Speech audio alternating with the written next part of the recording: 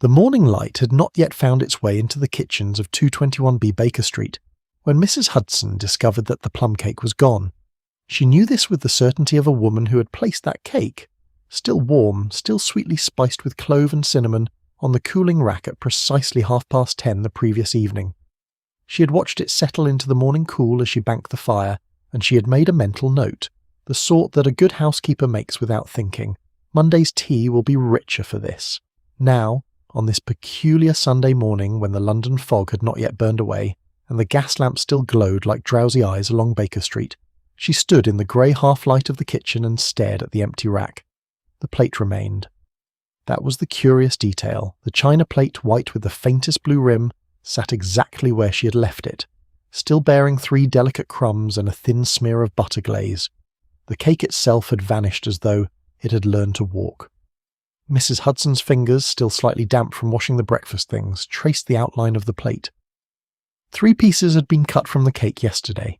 She was certain of this because she had watched Mr. Holmes help himself to the first slice at 4 o'clock, observing him with the weary tolerance of a woman who has long since ceased to be surprised by her tenants' appetites. He had eaten it standing by the sitting-room fire, violin tucked under one arm like an old friend he'd forgotten to properly greet. The second slice had gone at 5:30. She'd heard the stairs, heard his footsteps pacing across the study above, heard the irregular creak of the floorboards that signalled he was in one of his restless moods. By 6 o'clock, when she'd brought up the tea service, both slices had been consumed, and he had scarcely looked at the tray, his attention entirely captured by some chemical apparatus that was producing a smell not unlike boiled cabbage mixed with regret. The third slice she had seen him claim at nearly 7, though she had remonstrated gently, "Mr. Holmes, you'll want dinner, sir," to which he had replied with the distraction of a man whose mind was already several streets away. "Quite impossible, Mrs. Hudson. The appetite for dinner is the luxury of men with problems to solve. I have this evening none whatever." That was yesterday. That was the old world when the cake had still existed. Now, in this peculiar grey Sunday morning where the fog pressed against the kitchen window, like a patient seeking admittance, the cake was memory. The crumbs remained. The smell of it, fading now, but still perceptible if one stood close to the plate and breathed deliberately, lingered like a ghost of sweetness. But the thing itself had gone. Mrs. Hudson set down her damp cloth with great care. The kitchen, that kingdom of hers, was utterly still. The range ticked as it cooled. The kettle sat upon the hob, patient and dark. No one had been in here since she had locked the door at 9:30 and taken herself off to bed with a cup of weak tea and the small biography of the Duke of Wellington that she kept by her pillow. No one. The kitchen window was latched. The back door, leading to the narrow yard where the bins collected, was bolted from the inside. This, she thought, with the clarity that comes to practical women when confronted with practical impossibilities, is not going to be a peaceful day. She was not mistaken. The morning had begun, as Sundays in London often do, with that particular quality of greyness that seems to press down upon the city like a lid. The fog, that old familiar fog that had rolled in during the night and had declined, with the stubbornness of a guest overstaying his welcome to depart, had settled into the streets with the weight of something deliberate. It was the sort of fog that muffled sound, that turned the ordinary world soft and indistinct, that made the gas lamps glow with a faintly eerie persistence even as the sun crept upward behind layers of cloud and suspended moisture. London, Mrs. Hudson had often reflected, was never so much itself as when wrapped in fog. The city's true nature emerged in such weather, its indifference to the individual, its ancient and patient continuance, its absolute refusal to acknowledge the small dramas occurring within its mist-shrouded boundaries. 221B Baker Street stood. Within this fog like a ship in still water. The street outside was nearly empty. A hansom cab passed sometime near 9 o'clock, its wheels muffled, the horse's hoofbeats dull and without character. A street sweeper, dimly glimpsed through the sitting-room window, worked at the corner with that particular listlessness that Sunday morning work seems to inspire. Nothing moved with purpose, nothing pressed forward with urgency. Even the chimney smoke from the neighbouring houses seemed to rise with reluctance, dissipating into the greater grey as though it too had lost faith in the day. It was in this climate of greyness and reluctant morning that Holmes had descended to the breakfast room at 8:15, already in a state of considerable agitation. Mrs. Hudson had heard him from the kitchen, heard the particular manner of his descent, which was never merely a walk, but rather a kind of irritable pacing that happened to occur upon stairs. His footsteps had that quality of barely suppressed energy that she had learned over the years to interpret as a warning. It meant that the night had been long and unproductive. It meant that his mind, that restless instrument that required constant occupation, had found nothing to engage it. It meant, in short, that Mr. Sherlock Holmes was bored. She had sent up a good breakfast nonetheless. Eggs, toast, bacon, the works. He had picked at it with the indifference of a man examining an archaeological curiosity. By 9 o'clock he had retreated back upstairs, and she had heard the violin case open with a decisive click, followed by sounds that suggested he was tuning the instrument with more violence than the music typically required. Watson had not yet appeared. On Sundays, Watson often slept late, having long ago established that the absence of cases was, in his view, something to be properly rested into. This was one of the small differences between the two men that Mrs. Hudson had observed over her years in their service. Holmes responded to boredom by becoming more active, more fractious, more inclined to engage in peculiar experiments in the sitting room. Watson responded by sleeping soundly and at length, as though hoping that when he woke, something interesting might have occurred in the interim. By 9:30, Holmes had ceased to play the violin and had begun instead to pace.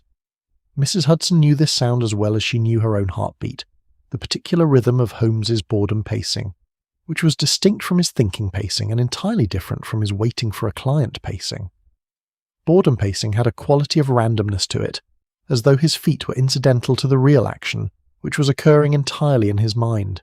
He would walk from the window to the fireplace, then back to the window, then sideways across the room, then diagonally, then in some pattern that seemed to follow in logic comprehensible only to him. The floorboards of 221B, Mrs. Hudson sometimes thought, would wear out long before either Holmes or Watson reached old age.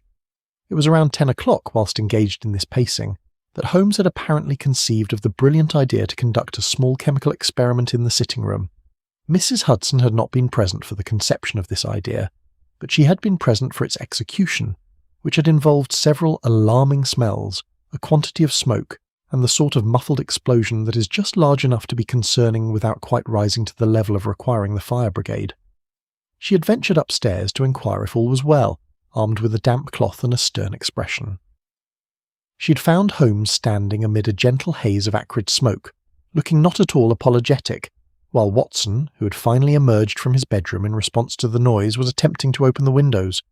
"All quite under control," Holmes had assured her, waving a hand through the smoke with an air of great unconcern.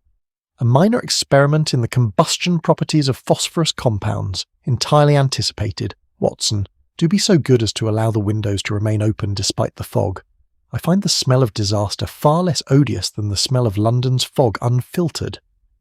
Watson had caught Mrs. Hudson's eye over Holmes's head and given her a look of such long-suffering apology that she had nearly laughed.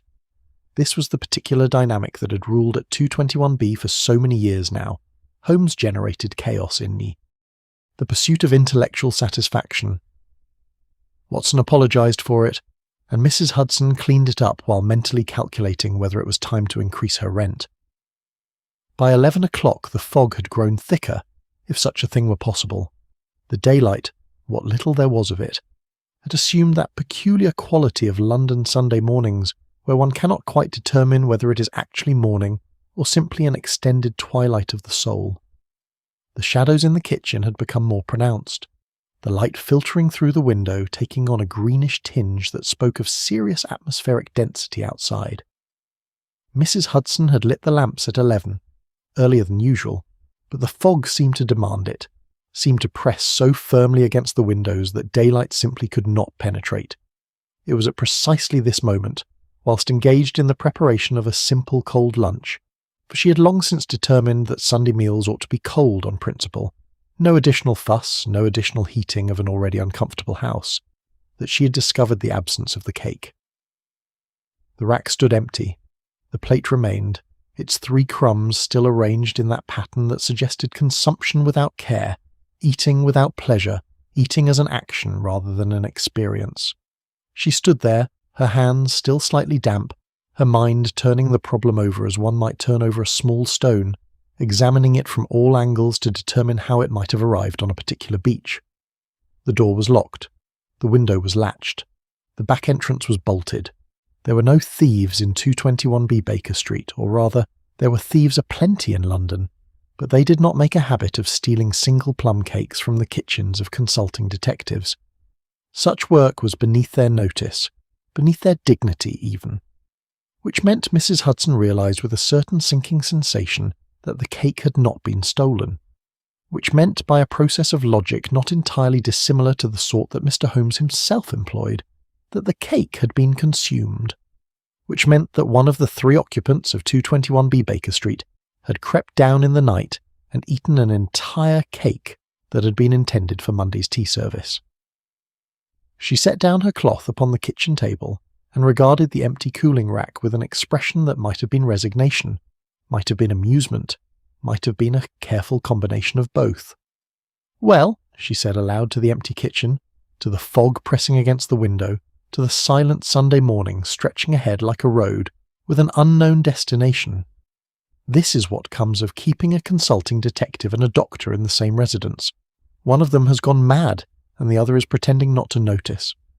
She made a decision then, a decision that would, in its own small way, set the events of the day in motion. She decided that the matter of the missing cake would not, at this time, be brought to anyone's attention.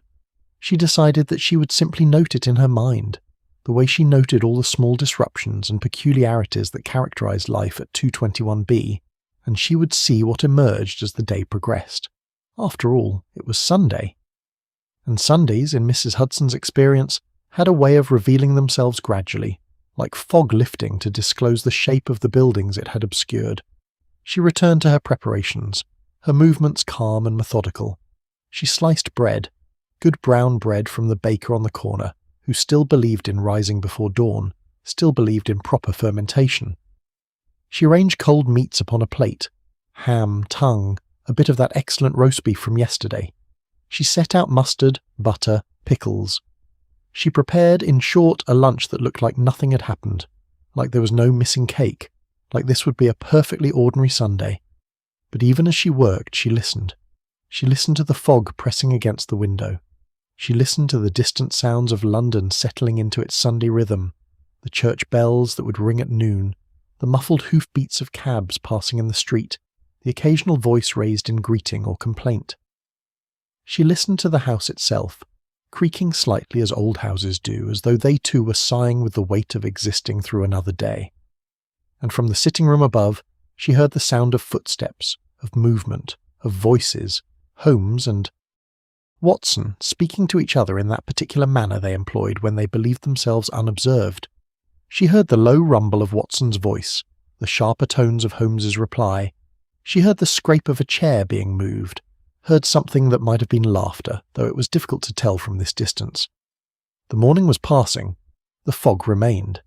And somewhere in the hours to come, Mrs. Hudson thought, this matter of the missing cake would present itself again, would demand attention, would become, for reasons she could not yet anticipate, the most important thing that several very intelligent people would have to consider.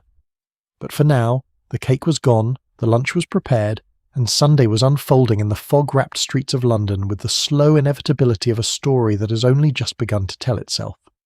The light from the kitchen window fell upon the empty cooling rack, casting sharp shadows against its metal surface. Those shadows, sharp and defined and increasingly dark as the morning light failed to penetrate the fog, would persist throughout the day.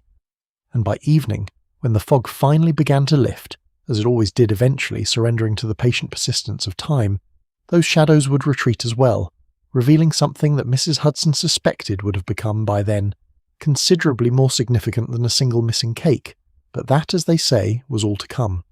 The clock on the mantelpiece struck 12:30, with a sort of hesitant chiming that suggested it was not entirely convinced the day had progressed that far. The fog outside had, if anything, grown thicker, creating a world that existed in a narrow band of grey, as though London had been placed inside a bottle, filled with smoke, and abandoned there to await some future time when someone might remember to open it. Holmes sat in his armchair by the fire, his long fingers steepled beneath his chin, his grey eyes directed toward the ceiling with the intensity of a man engaged in profound contemplation. Watson, for his part, was attempting to read the newspaper, though the attempt had the quality of performance rather than actual engagement. Every few seconds his eyes would flick upward toward Holmes, checking to see if there was any change in expression, any indication that the restlessness that had characterized the entire morning might have finally burned itself out. There was no such indication forthcoming. "You are," Holmes said without shifting his gaze from the ceiling, contemplating the wisdom of accepting that invitation to the Reverend's luncheon last Tuesday.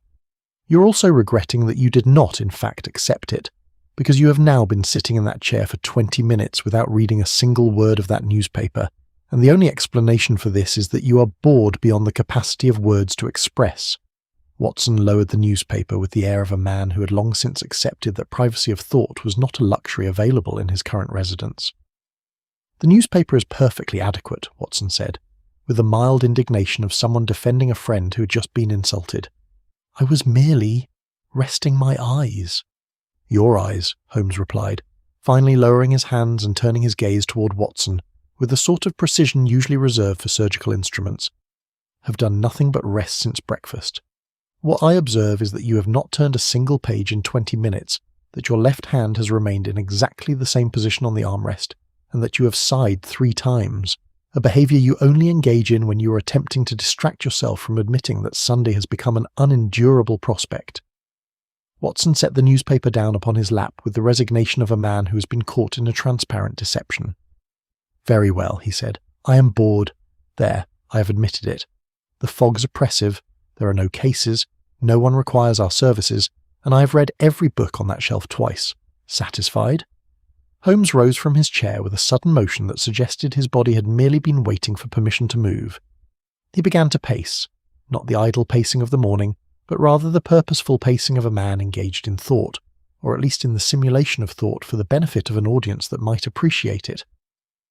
"A curious thing, boredom," he remarked, moving from the fireplace to the window with the steady rhythm of a metronome. "Most men experience it as an absence, the lack of stimulation, the vacancy created by the absence of occupation. But I have found, over the years, that boredom is more often a presence. It is an active force, Watson. It is something that presses down upon us, that shapes us, that transforms the ordinary into the insufferable." "That is a remarkably philosophical observation," Watson said carefully, "from a man who generally dismisses philosophy as an occupation for those without the capacity for practical thought." "Philosophy is a refuge for the lazy," Holmes corrected, pausing at the window to gaze out into the fog. "But the observation of human nature as a response to circumstance is not philosophy. It is merely science applied to the smaller scale, and I observe that this fog, this dreadful, muffling, absolutely insufferable fog, has created in this house a state of suspension. We exist, but we do not live. We breathe, but we do not act." At this precise moment, as though the universe had been waiting for exactly this declaration of ennui to justify its intervention, there came a knock upon the sitting-room door. Both Holmes and Watson turned toward the sound with the synchronization of men who had, over many years, developed a shared instinct for the arrival of potential diversion. The knock itself was hesitant, lacking the confident rap of a client seeking the services of a consulting detective. It was the knock of someone uncertain, someone requesting permission to enter rather than demanding it. "Enter," Holmes called, resuming his seat by the fire with the casual grace of a man who had just orchestrated this interruption through sheer force of will. The door opened to reveal Mrs. Hudson, looking considerably less composed than she typically did. Her hair, usually arranged with mathematical precision, showed signs of disorder. Her apron bore a smudge of flour, though whether this was from the morning's baking or something more recent was difficult to determine. Most significantly, she bore that particular expression that Watson had learned, over his years in residence, to interpret as "something interesting has occurred." "Forgive the interruption, gentlemen," Mrs. Hudson said, though she made no move to retreat. "But I believe there is a matter that requires Mr. Holmes's attention." Holmes's entire demeanour shifted in that instant. The boredom that had been draped across him like an uncomfortable garment fell away, replaced by something far more alert, far more present. Watson recognised this transformation with the familiarity of a man who had witnessed it dozens of times before. This was Holmes as he was meant to be, engaged, focused, his entire being oriented toward the problem at hand, whatever that might be. "A matter requiring my attention," Holmes echoed, leaning forward slightly. "You must forgive me, Mrs. Hudson, but surely you understand that such a statement is precisely calibrated to arouse my interest. Come now, what is this matter? Speak plainly." Mrs. Hudson entered the room fully and closed the door behind her, with a deliberateness that suggested this conversation was not one she wished to be overheard. She positioned herself before the fireplace, her hands folded before her in that manner that Watson had observed she adopted when delivering bad news. "It concerns the plum cake," she said simply. "The one I prepared yesterday for Monday's tea." "Yes," Holmes said, encouraging her to continue with a gesture of his hand. "What of it?" "It is gone," Mrs. Hudson said. "Entirely consumed. I placed it on the cooling rack in the kitchen last evening at 10:30. The kitchen door was locked at 9:30 this morning. The window is latched. The back door is bolted from the inside. And yet the cake has vanished." A moment of silence settled upon the room, the sort of silence that occurs when an audience realizes that what they're hearing is either the setup for an elaborate joke or something considerably more significant. Watson observed Holmes carefully. He had learned, over the years, to read the minute shifts in his friend's expression, to understand what each movement of the eyes meant, what each twitch of the lips signified. And in this moment, what he observed was fascination. "Fascinating," Holmes said aloud, apparently reading Watson's thoughts, and confirming them before they could be fully articulated. "You say the cake was entirely consumed?" "Yes, sir," Mrs. Hudson replied, "every bit of it." "And you are certain of the state of the kitchen on the evening of its placement upon the cooling rack?" "Quite certain, sir. I locked the door myself. I remain the only person with a key." Holmes rose from his chair and began to move toward the door with the purposeful stride of a man who has been granted a temporary reprieve from the tedium of existence. "Then we must examine the scene," he declared. "Watson, you will come as well. Mrs. Hudson, if you would be so good as to lead us to this remarkable kitchen of yours." Watson, who had been observing this exchange with a mixture of amusement and disbelief, felt compelled to interject. "Holmes, surely you are not suggesting that a missing cake constitutes a matter worthy of investigation? It is almost certainly a matter of simple explanation. One of the servants, perhaps, or—" "There is no perhaps about it," Holmes interrupted, already halfway through the door. "There is only what is known and what remains to be discovered. Come along." The descent to the kitchen proved to be an educational journey in itself. Holmes paused on each landing, apparently examining the dust upon the window-sills, the arrangement of the banister, the particular quality of the light as it filtered through the fog. To Watson, these observations seemed entirely pointless. He could see nothing of interest in the accumulation of dust or the particular configuration of the shadows, but he had learned long ago that pointing this out would only result in a lengthy explanation of why his eyes were observing and his mind was failing to perceive. The kitchen, when they finally reached it, was exactly as Mrs. Hudson had described. The cooling rack stood empty.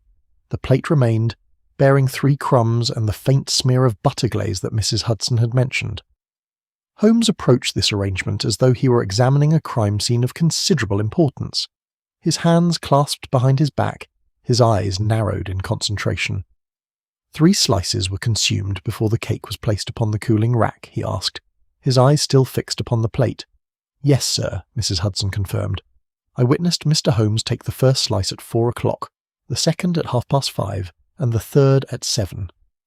By the time I retired at 9:30, only the remainder of the cake remained." "And the remainder was substantial?" Holmes continued his examination, moving now to the cooling rack itself, running a finger along its surface. "Quite substantial, sir. Perhaps 1/4 of the original cake remained. It would have required a considerable appetite to consume it entirely." Holmes turned away from the cooling rack and began to examine the kitchen proper with the same meticulous attention he had devoted to the cake's repository. He moved to the door, examining the lock with minute care. He ran his fingers along the frame, checking for signs of tampering. He moved to the window, similarly examining the latch, running his fingers along the sill, peering at the condensation upon the glass. "When was the window last opened?" he asked. "Not since yesterday morning, sir," Mrs. Hudson replied. "I latched it after airing the kitchen yesterday at 10 o'clock. "And the lock on the back door?" "Bolted from the inside, sir. The key remains in my possession." Holmes returned to the cooling rack, regarding the empty space with the intensity of a man examining an ancient manuscript. Watson, standing near the doorway, found himself beginning to perceive the situation as Holmes seemed to perceive it, not as a simple matter of a missing cake, but as a problem requiring explanation, a knot requiring untying. "The question is not what happened," Holmes said finally, turning to face both Watson and Mrs. Hudson. "The question is why it matters. And I suspect, Mrs. Hudson, that your concern about this missing cake is not based merely upon the loss of the cake itself, but upon the circumstances of its disappearance. I confess, sir," Mrs. Hudson said carefully, "that I am more troubled by the impossibility than by the loss of the cake. It should not have been possible." "And yet it occurred," Holmes replied, "which means that either our understanding of what is possible is deficient, or our understanding of the circumstances is incomplete.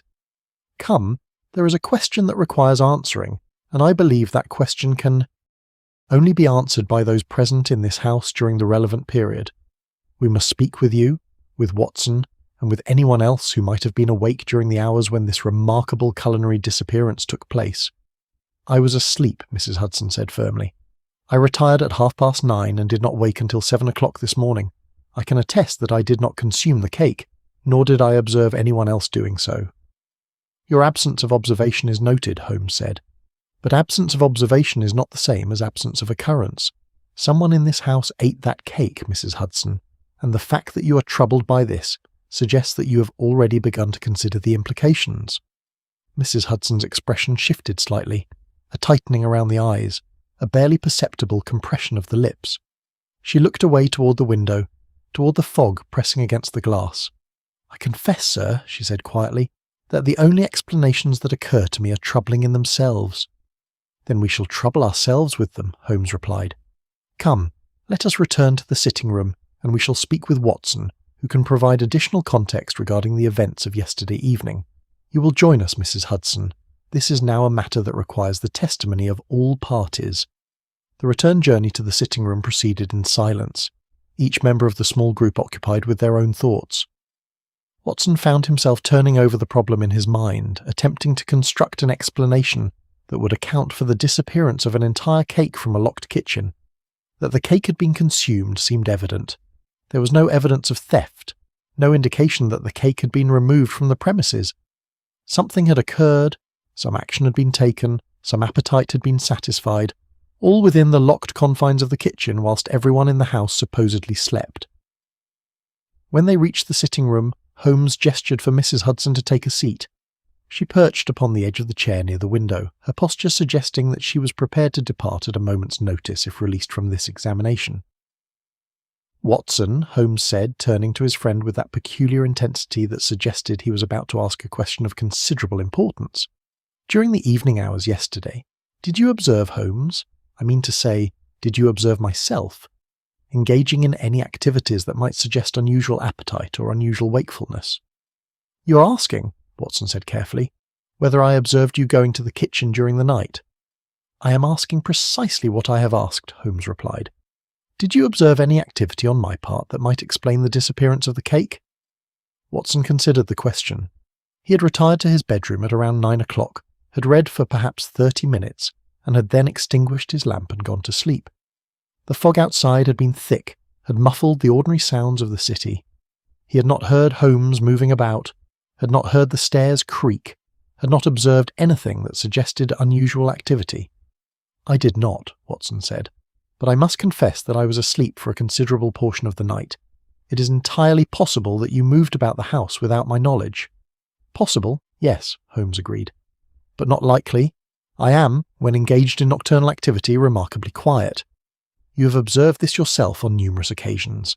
I would be surprised if you had failed to hear me descending these stairs, particularly given your established tendency to wake at the slightest noise."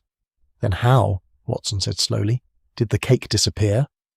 At this point, a new voice entered the conversation, not from the sitting room itself, but from the doorway, where a figure had appeared with all the subtlety of a ghost materializing from the fog. It was Mycroft Holmes, Sherlock's older brother, looking considerably more rumpled than was his custom, his customary air of supreme self-satisfaction replaced by something that might charitably be described as irritation. I ate the cake, Mycroft said simply, moving into the room with the slouching gait of a man who's become too large to move comfortably through the world. Last night, at approximately 1 o'clock in the morning, I was unable to sleep, found myself hungry, descended to the kitchen in search of sustenance. Discovered your plum cake and consumed it. There, the mystery is solved. You may all return to your respective occupations.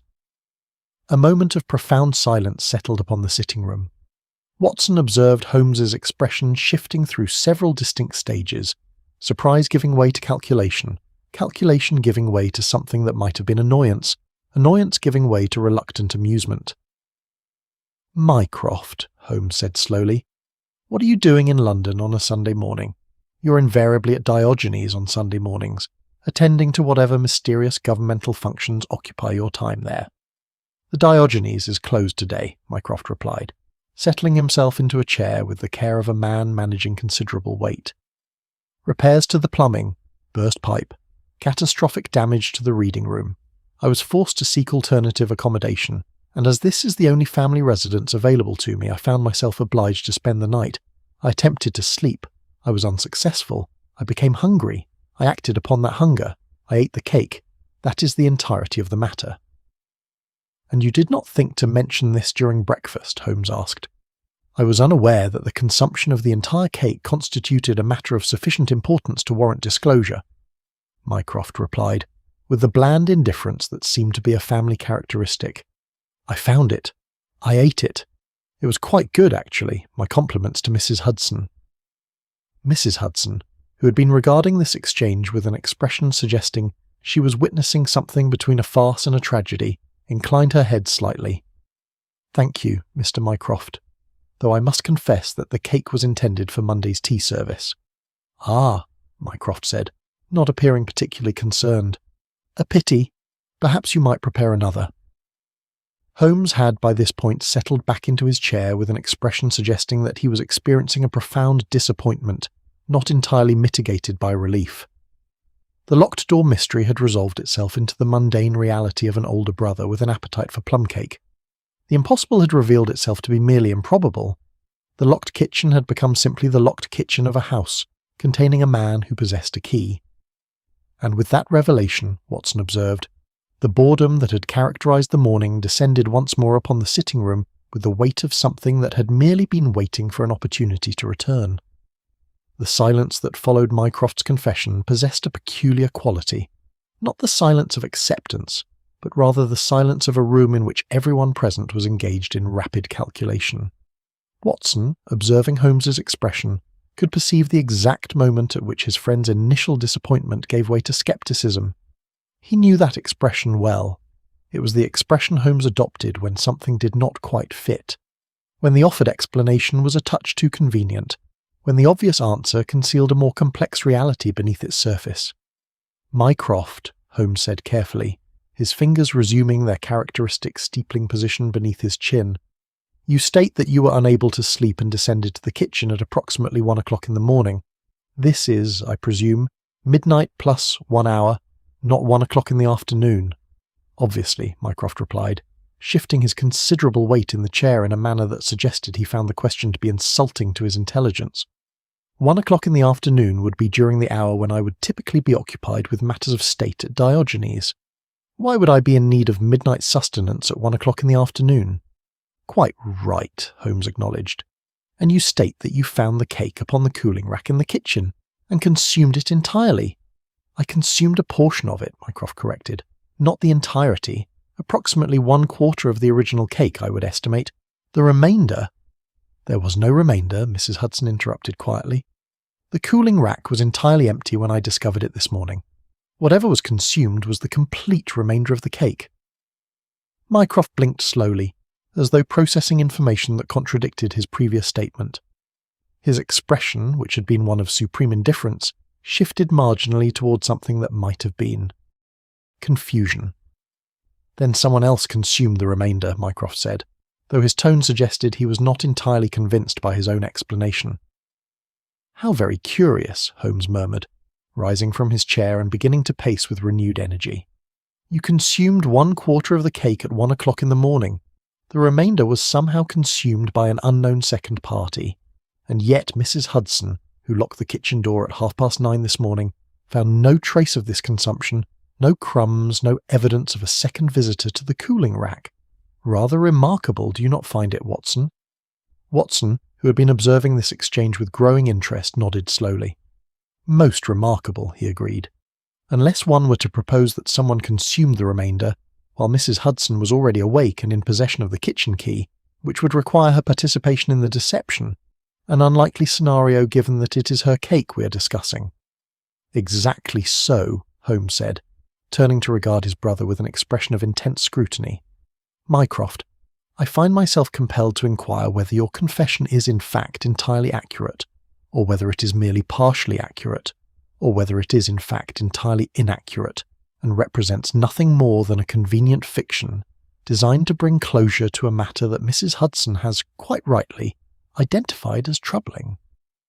I ate the cake, Mycroft said firmly, though Watson observed a slight moisture appearing upon his brother's forehead, a minute tension in the muscles around his jaw. At 1 o'clock in the morning, I was unable to sleep. I was hungry. I acted upon that hunger. That is the entirety of what occurred. And what, pray tell, prevented you from sleeping? Holmes pressed, moving closer to his brother's chair with the purposeful stride of a prosecutor advancing upon a reluctant witness. The Diogenes Club closure was, according to your account, the cause of your presence in this house, but it does not explain your insomnia. You are not a man prone to sleeplessness, Mycroft. In fact, your capacity for sleep is legendary in our family, a considerable talent that I have always envied. What specifically prevented you from sleeping last night? The fog, Mycroft said, and Watson detected in those two words a certain brittleness, as though his brother was beginning to grow weary of this examination. The fog oppresses me. It always has. When I cannot see the city properly, when London becomes merely a grey blur beyond the window, I find sleep to be impossible. I lie awake, thinking of all the things I cannot perceive, all the patterns I cannot observe. Eventually I rise, I eat, I return to bed. An explanation of some plausibility, Holmes acknowledged, resuming his pacing, though one that fails to account for why you did not mention either your insomnia or your presence in this house during breakfast. You joined Watson and myself at the table, consumed eggs and toast with apparent indifference, and made no mention whatsoever of having been awake during the night hours. Why would you conceal this fact? Because it seemed irrelevant, Mycroft replied, and there was now a definite edge to his voice. An irritation that suggested his patience with this line of questioning was beginning to fray. Because I did not believe that my personal discomfort regarding fog and my subsequent consumption of cold cake were matters that required disclosure or explanation. Because, in short, I simply ate the cake and did not consider it a crime worthy of investigation. Ah, Holmes said, pausing in his pacing to regard his brother with an expression of theatrical surprise. But that is precisely the point, is it not? You did not consider it a crime, and yet the moment Mrs. Hudson mentioned the disappearance of the cake, you immediately offered this confession. Why? If the matter was so thoroughly unremarkable, why respond with such speed to what was, after all, merely an observation regarding a missing cake? For a long moment Mycroft did not respond. He gazed out toward the window, toward the fog that continued to press against the glass, with the persistence of something determined to remain. His expression had shifted again, from irritation to something more complex, something that Watson recognized as the expression of a man wrestling with a decision of considerable importance. Because, Mycroft said finally, his voice dropping to a tone that was barely above a whisper, I did not wish for further investigation. I did not wish for you to perceive what had actually occurred and to draw conclusions regarding my behaviour that would be considerably more troubling than a simple matter of nocturnal hunger. Holmes's eyes narrowed. He resumed his pacing, but with a different quality now, the pacing of a man who had just received information that contradicted his previous assumptions and was now forced to reorganize his understanding of the situation. Continue, Holmes said, his voice carrying the particular tone that Watson had learned to associate with moments of genuine intellectual interest. You have begun to disclose something of importance. I suggest you complete the disclosure before this fog-induced reticence returns and leaves the matter unresolved. Mycroft rose from his chair with considerable effort, moving to the window and gazing out into the fog with an expression of profound melancholy. His large frame was silhouetted against the grey light filtering through the glass, creating an impression of solidity and weight that seemed to carry metaphorical significance beyond the merely physical. "I was not unable to sleep due to fog," Mycroft said quietly.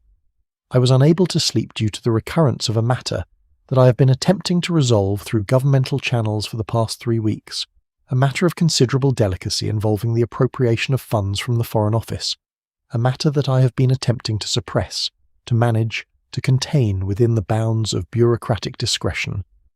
And when I lay in bed last night, unable to sleep, unable to escape the reality that this matter is spiralling beyond my capacity to control it, I found myself thinking of you." Holmes had ceased his pacing. He stood perfectly still, his expression unreadable, his eyes fixed upon his brother's back. "Thinking of me?" Holmes repeated. "In what manner?" "Thinking that you would see through the fog of misinformation and bureaucratic obfuscation to identify the truth," Mycroft continued. "Thinking that you would do something about it, take action, involve yourself in a matter that I have been attempting to manage alone, and thinking, too, that I did not wish for any of that to occur. I wished to remain in control. I wished for this matter to resolve itself through the proper channels, through the careful management of the men I employ, through the patient application of governmental pressure from the proper direction." "But it is not resolving," Holmes said quietly, and there was something in his tone that Watson recognised as sympathy, a quality he had not known Holmes to possess until this very moment. "No," Mycroft agreed, "it is not, and when I could not sleep, when I lay in bed wrestling with the implications of failure, I descended to the kitchen seeking distraction. I did not find your cake because I wished to eat it. I found it because I wished to find anything at all that would divert my attention from the spiral of events occurring beyond this house, in the world of governance and bureaucracy and international relations that I pretend to understand and control." A silence fell upon the room, the sort of silence that occurs when an important truth has been expressed and must be allowed time to settle. Watson observed Holmes's expression shifting through several distinct emotional stages, surprise giving way to understanding, understanding giving way to something that might have been recognition of a kinship he had not previously acknowledged with his brother. "And where is the cake in all of this?" Holmes asked finally, his voice carrying a tone of gentle inquiry rather than interrogation. "There is no cake," Mycroft said, turning away from the window to face his brother directly. "At least, there is not the cake I claim to have consumed. I descended to the kitchen at 1 o'clock in the morning. I did not find the cake upon the cooling rack. I found Mrs. Hudson sitting at the kitchen table in her dressing gown, a candle before her, the cake arranged before her in pieces. All eyes in the room turned toward Mrs. Hudson, who had remained silent throughout this exchange. She sat perfectly still, her hands folded in her lap, her expression revealing nothing whatsoever. "Mrs. Hudson was consuming the cake?" Holmes asked carefully, his tone suggesting that he was attempting to arrive at an understanding that would account for all observed phenomena. "No," Mycroft said, "Mrs. Hudson was not consuming the cake. Mrs. Hudson was arranging it. She had removed the remaining portion from the cooling rack and was dividing it into pieces with a knife, apparently with the intention of rendering it into such small fragments that it would be consumed or destroyed before breakfast." "I see," Holmes said, and he moved with sudden decision toward Mrs. Hudson's chair. He did not, however, adopt the posture of accusation. Instead, he took a seat facing her at eye level, his expression one of compassionate inquiry. "Mrs. Hudson, Mycroft has presented an account of events that requires your verification. He claims to have discovered you in the kitchen at 1 o'clock in the morning, engaged in the dismantling of my plum cake. I assume this is an accurate description of what occurred?" Mrs. Hudson did not respond immediately. She continued to gaze toward the window, toward the fog, as though the answer she required might be found somewhere in those grey depths. When she finally spoke, her voice was so quiet that Watson found himself leaning forward to ensure he could hear her properly. "Mr. Holmes had consumed 3 pieces of the cake yesterday," she said, speaking with the careful precision of someone reciting a statement she had prepared in advance. 3 substantial pieces, and yet this morning I observed him moving about the house with the restlessness that suggests boredom rather than satiation. I suspected, not from evidence but from observation of his character, that he would attempt to consume the remainder of the cake during the night, whilst in the grip of this nocturnal restlessness that often accompanies his boredom. "You suspected," Holmes said gently, and therefore you prevented. I removed the cake from where it could be easily accessed, Mrs. Hudson continued, and in my chamber I divided it into small pieces with the intention of disposing of it before morning. Mycroft encountered me in the midst of this task. And what did Mycroft do upon encountering you thus engaged? Holmes asked, turning his gaze toward his brother. I told him, Mycroft said slowly, that I had been the one to consume the cake. I invented a story regarding insomnia and hunger. I provided him with a false account of events that would protect Mrs. Hudson's privacy and her actions, which were undertaken, I perceived, not from malice or theft, but from a desire to protect his health and his household from the consequences of his own restless consumption. Holmes rose from his chair with a sudden motion. He moved to the window and stood beside his brother, gazing out into the fog with an expression that combined bewilderment and something that might have been admiration. You lied, Holmes said quietly, to protect Mrs. Hudson from my discovery that she had acted in what she perceived to be my own interest. You recognized, in that moment, that her actions, however well-intentioned, constituted a violation of autonomy, a small intrusion into the sphere of my personal choice and agency. And you chose to accept the blame for her actions, rather than allow me to confront her with this violation. I did, Mycroft confirmed. How remarkably unlike you, Holmes said, and there was a note of wonder in his voice. You, who have spent your entire life managing the affairs of nations from a position of complete autonomy, who have never acknowledged the necessity of consulting others regarding your decisions, who have built an entire career upon the principle that you alone possess the necessary information and judgment to determine the proper course of action. You chose, in this moment, to surrender your authority and accept blame that was not yours. Yes, Mycroft said simply. Holmes turned away from the window and regarded both his brother and Mrs. Hudson with an expression of profound contemplation. Then the cake, he said slowly, has become something other than a cake. It has become a symbol of something far more complex. It has become a manifestation of the relationships that govern this household, the assumptions we make about autonomy and care, the ways in which we manage the space between oversight and intrusion. It is simply a cake, Mr. Holmes, Mrs. Hudson said quietly. I baked it for Monday's tea service. You consumed 3 pieces. I observed that you were becoming restless, and I removed the remainder from your access because I believed it to be in your interest to do so. That is all. No, Holmes said, returning to his chair and settling into it with the gravity of someone who has just arrived at an important conclusion. That is the description of the actions, but not the meaning of the actions. The meaning is far more interesting. The meaning is that you, Mrs. Hudson, have acknowledged that there are circumstances in which the care of another person takes precedence over the autonomy of that person. You have accepted, however briefly, the role of guardian over my own choices, and in accepting that role, you have revealed something important about the nature of the relationships that exist within this house. I merely prevented you from eating an entire cake, Mrs. Hudson said, though Watson perceived in her voice a certain emotional depth that suggested she understood perfectly well what Holmes was articulating.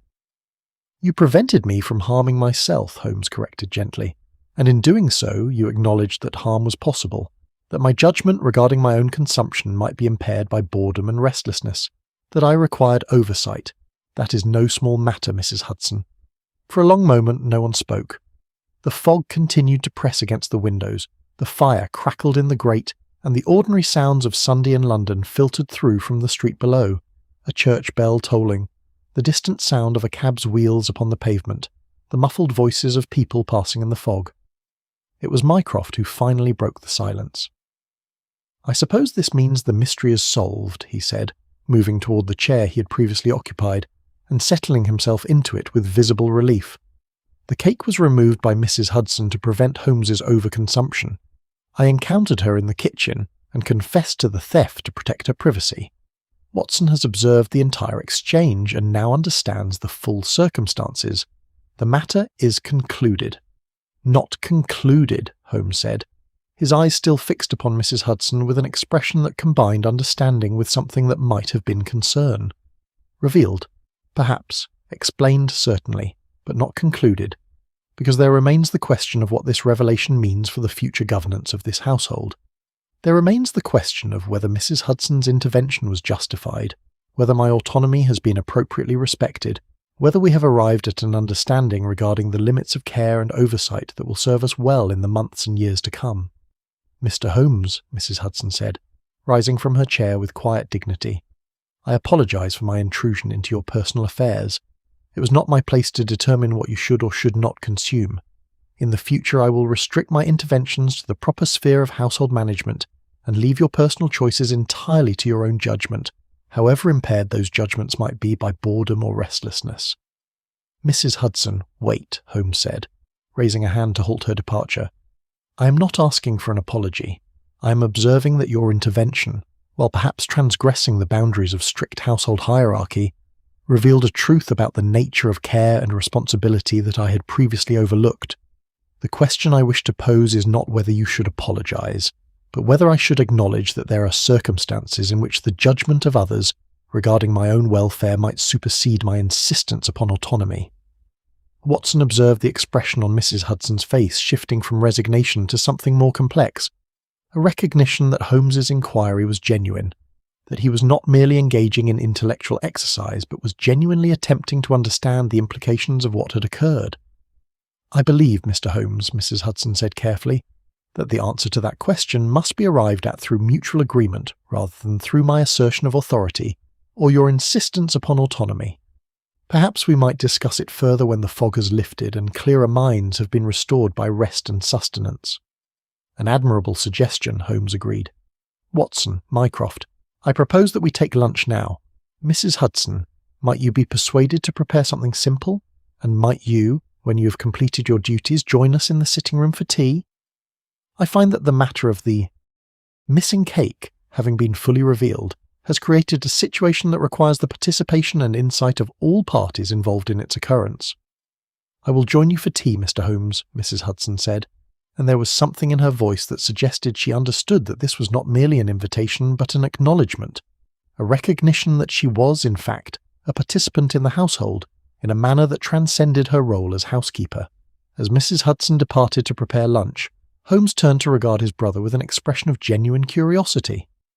Mycroft, he said, I believe you have managed to accomplish something I did not think possible. You have taken a missing cake, a matter of no consequence whatsoever, and transformed it into a meditation upon the nature of care, autonomy, and responsibility. I am genuinely impressed. I merely lied to protect someone, Mycroft said, with his characteristic tone of supreme indifference. I would not have thought such a simple act worthy of your analytical appreciation. It is not the act that is worthy of appreciation, Holmes replied.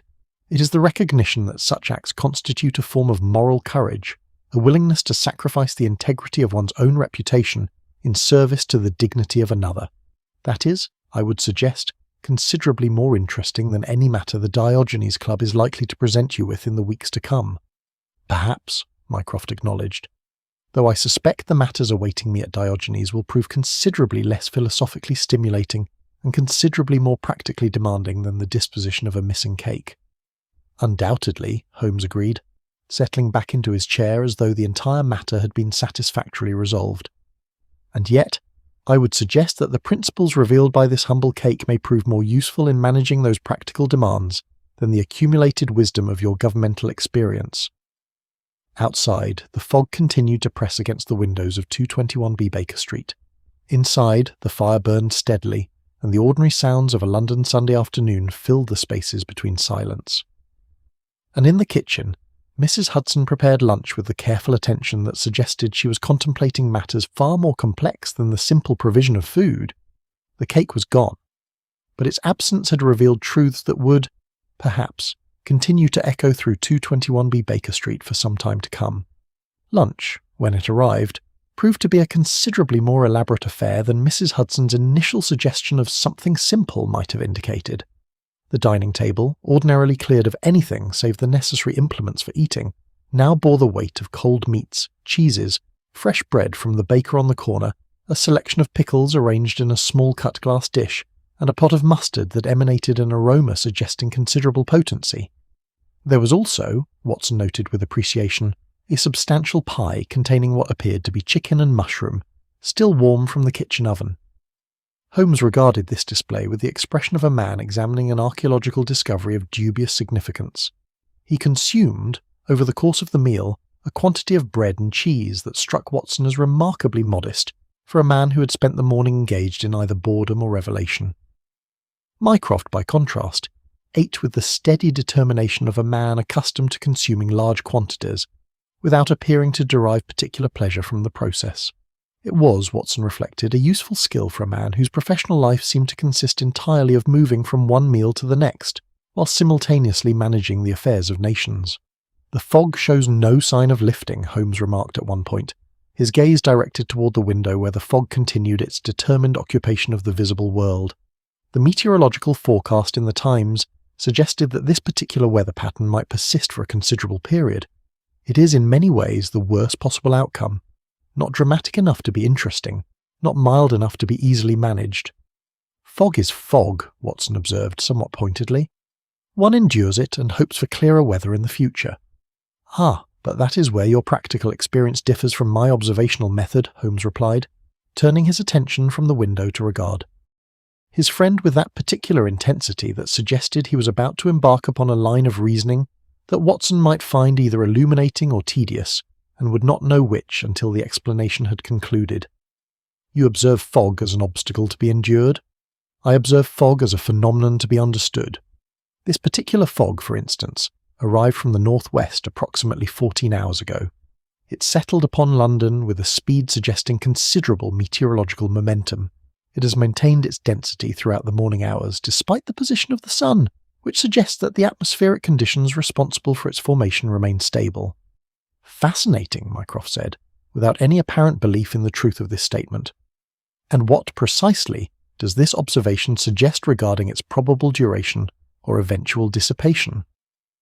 "It suggests," Holmes continued, apparently undeterred by his brother's evident indifference, "that this fog is of the sort that tends to persist for multiple days, particularly when combined with London's particular geography and the pollution patterns that characterize the city's industrial districts.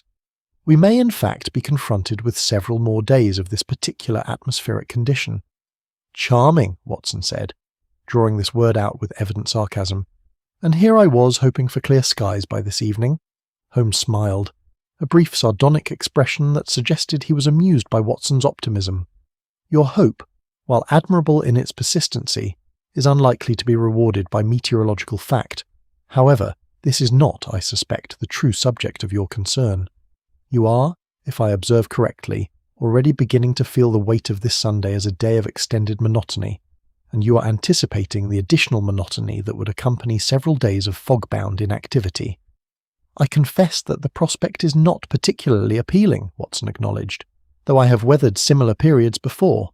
"You have," Holmes agreed, "and each time you have survived the experience by emerging into the streets of London and engaging with whatever small adventures might present themselves, attending lectures at the British Museum, visiting the occasional patient, spending time at your club. This fog, however, tends to discourage such activities. It transforms London from a city of exploration into a city of confinement." It was at this moment that Mrs. Hudson entered the dining room, ostensibly to clear away the lunch things, but actually, Watson perceived, to engage in what Holmes might have termed a social courtesy that transcended the ordinary relationship between employer and employee. Holmes glanced upward and gestured toward the empty chair that remained at the table. "Mrs. Hudson," he said, "I believe it is time for the tea service, is it not? Might you be persuaded to join us whilst the tea steeps? I find that the events of the morning have created a situation that would benefit from your participation in a more extended conversation regarding the implications of what has occurred."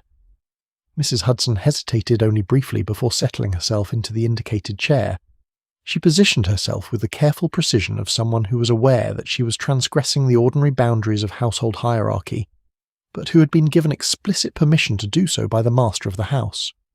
Watson observed that she maintained a certain posture of alertness, as though prepared to rise at a moment's notice should the situation require it. "You are troubled," Holmes said to Mrs. Hudson, not as an observation requiring verification, but as a statement of fact. "Not by the matter of the cake itself, that has been sufficiently explained and accounted for, but by something deeper, by the implication, perhaps, that your judgment regarding Mr. Holmes's consumption was misguided, by the fear that your intervention, however well-intentioned, has created a rift in the household that may be difficult to repair." "I'm troubled," Mrs. Hudson admitted carefully, by the uncertainty regarding whether I have acted appropriately. I have been housekeeper in this establishment for a considerable period, and in that time I have developed certain understandings regarding my role and responsibilities. Those understandings suggest that I should manage the household in such a manner as to support the work and well-being of my employers, but they do not provide clear guidance regarding the circumstances in which that management should extend to the prevention of my employer's personal choices. A genuinely difficult question, Holmes acknowledged, settling back in his chair with the air of a man who had just been presented with a problem worthy of contemplation, and one that I suspect troubles you precisely because it touches upon matters of genuine moral significance rather than merely practical housekeeping. You have, in essence, posed to yourself the question of whether the care of another person justifies the limitation of their autonomy. That is a question that philosophers have debated for centuries without arriving at a satisfactory answer. I do not consider myself a philosopher, Mrs. Hudson replied with a faint smile. I consider myself a housekeeper, and a housekeeper's duty is to maintain the household, to ensure that it functions smoothly, to protect the interests of those within it. Precisely so, Holmes said. And in protecting my interests, you made a judgment regarding what those interests actually were. You determined that my interest in continued consumption of cake was less important than my interest in maintaining moderate dietary habits. You prioritized my physical well-being over my immediate desires. That is not merely housekeeping, Mrs. Hudson. That is a form of moral judgment. The tea service arrived, carried by a young maid whom Watson did not recognize, suggesting that she was one of the several who rotated through various household duties when the need arose. Mrs. Hudson oversaw the arrangement of cups and the proper positioning of the pot, then dismissed the maid with a quiet word. She poured the tea herself, a gesture that struck Watson as significant in its implications. She was, by this act, claiming a position of participation rather than service. The question I wish to pose, Holmes continued, accepting his cup of tea with a nod of acknowledgement, is not whether your intervention was justified in this instance. Clearly it was motivated by genuine care and concern for my well-being. The question I wish to pose is whether we, as a household, wish to establish a precedent regarding the circumstances in which such intervention might be permissible. Are there boundaries beyond which even well-intentioned care becomes an intrusion, or are there circumstances in which the care justifies the intrusion? I believe, Mycroft said surprisingly, that the answer lies in the recognition that such matters cannot be settled through abstract principle. The appropriateness of intervention depends upon the specific relationship between the parties involved, the severity of the potential harm, and the likelihood that the intervention will be effective in preventing that harm. An admirably pragmatic response, Holmes said, nodding slowly, and one that suggests that you have been contemplating these questions during your own period of enforced residence in this household. I suspect that your governmental work frequently requires similar judgments. The determination of when intervention in the affairs of others is justified, when oversight crosses the line into inappropriate intrusion. It does, Mycroft confirmed, and I have found that the decisions become increasingly difficult the more one contemplates them. The simplest approach is to establish firm rules and adhere to them rigidly, but the real world rarely presents itself in forms that fit neatly into rigid categories. Holmes rose from his chair and returned to his now habitual position by the window. He gazed out into the fog, and Watson perceived that his friend's mind was operating on multiple levels simultaneously, engaging with the philosophical questions that had been raised, whilst simultaneously observing the fog itself, the patterns of light and shadow, the way the moisture clung to the glass. There is another question that troubles me, Holmes said after a moment of contemplation, a question that arises not from the revelation of how the cake disappeared, but from the fact that no one thought to ask the most obvious question regarding its disappearance until after the explanation had been provided. Which question is that? Watson inquired, attempting to anticipate the direction of his friend's reasoning. The question of why, Holmes replied, turning from the window to regard Watson with evident expectation. We have been provided with explanations for how and when the cake was removed. We have been informed that Mrs. Hudson removed it to prevent its further consumption, and that Mycroft consumed a portion of it after discovering her in the kitchen. But we have not adequately explored the question of motivation. Why did Mrs. Hudson believe that intervention was necessary? What evidence presented itself to her that suggested that my judgment regarding cake consumption had become impaired? I observed your state of mind during the afternoon and evening hours yesterday, Mrs. Hudson said quietly. I observed the restlessness that accompanies your boredom. I have learned, over the years, that when you're in such a state, your impulses tend to be less controlled than they would be under circumstances of greater mental occupation. You are more likely to engage in activities that might otherwise be beneath your notice, consuming food without appetite, engaging in chemical experiments for the sake of occupation rather than genuine scientific interest, playing music with more violence than artistry. True, Holmes acknowledged, and your observation that this state predicts certain behavioral patterns is accurate. But the question remains, why did you conclude that preventing access to cake was the appropriate response to this observation? Why not, for instance, suggest to me that I take a constitutional walk despite the fog? Why not encourage Watson to engage me in a game of cards, or propose that I occupy myself with reading? Why specifically target the cake? Because the cake was readily available, Mrs. Hudson explained. Because I had observed that you had already consumed 3 pieces in a single day, a quantity that struck me as excessive. Because I believed that the removal of this particular temptation would be the most efficient manner of preventing additional excess consumption without requiring any active intervention on your part. You believed, Holmes repeated slowly, that I lacked sufficient self-control to prevent the consumption of an entire cake, even in the absence of compelling external circumstances. You believed that the mere presence of the cake would inevitably lead to its consumption. Yes, Mrs. Hudson said simply. There was a long silence. Watson observed Holmes's expression shifting through several distinct emotional stages, from initial offence, through understanding, to something that might have been grudging respect for the accuracy of Mrs. Hudson's assessment. You are correct, Holmes said finally. In my current state of boredom, with my mind seeking constant stimulation and finding none, I would indeed have consumed the remainder of the cake during the hours of the night. I would have done so without genuine hunger, without any particular appreciation for its flavour or texture, driven solely by the impulse to engage my senses in activity of any kind. Your intervention prevented not a terrible crime, but a minor excess that would have resulted in digestive discomfort and nothing more significant. And yet, the fact that you felt compelled to intervene suggests something of greater significance. Which is, Watson prompted, certain that his friend was approaching some conclusion of importance. Which is, Holmes said, moving from the window to resume his seat, that the household of 221B Baker Street has evolved beyond the simple relationship between master and servant. We have developed something more complex, a genuine mutual concern for one another's well-being, expressed through the mechanism of intervention and oversight. Mrs. Hudson does not merely keep house, she watches over the occupants of the house. And the question that now presents itself is whether we should acknowledge this reality and allow it to govern our future interactions, or whether we should pretend that it does not exist and maintain the fiction of a purely hierarchical relationship.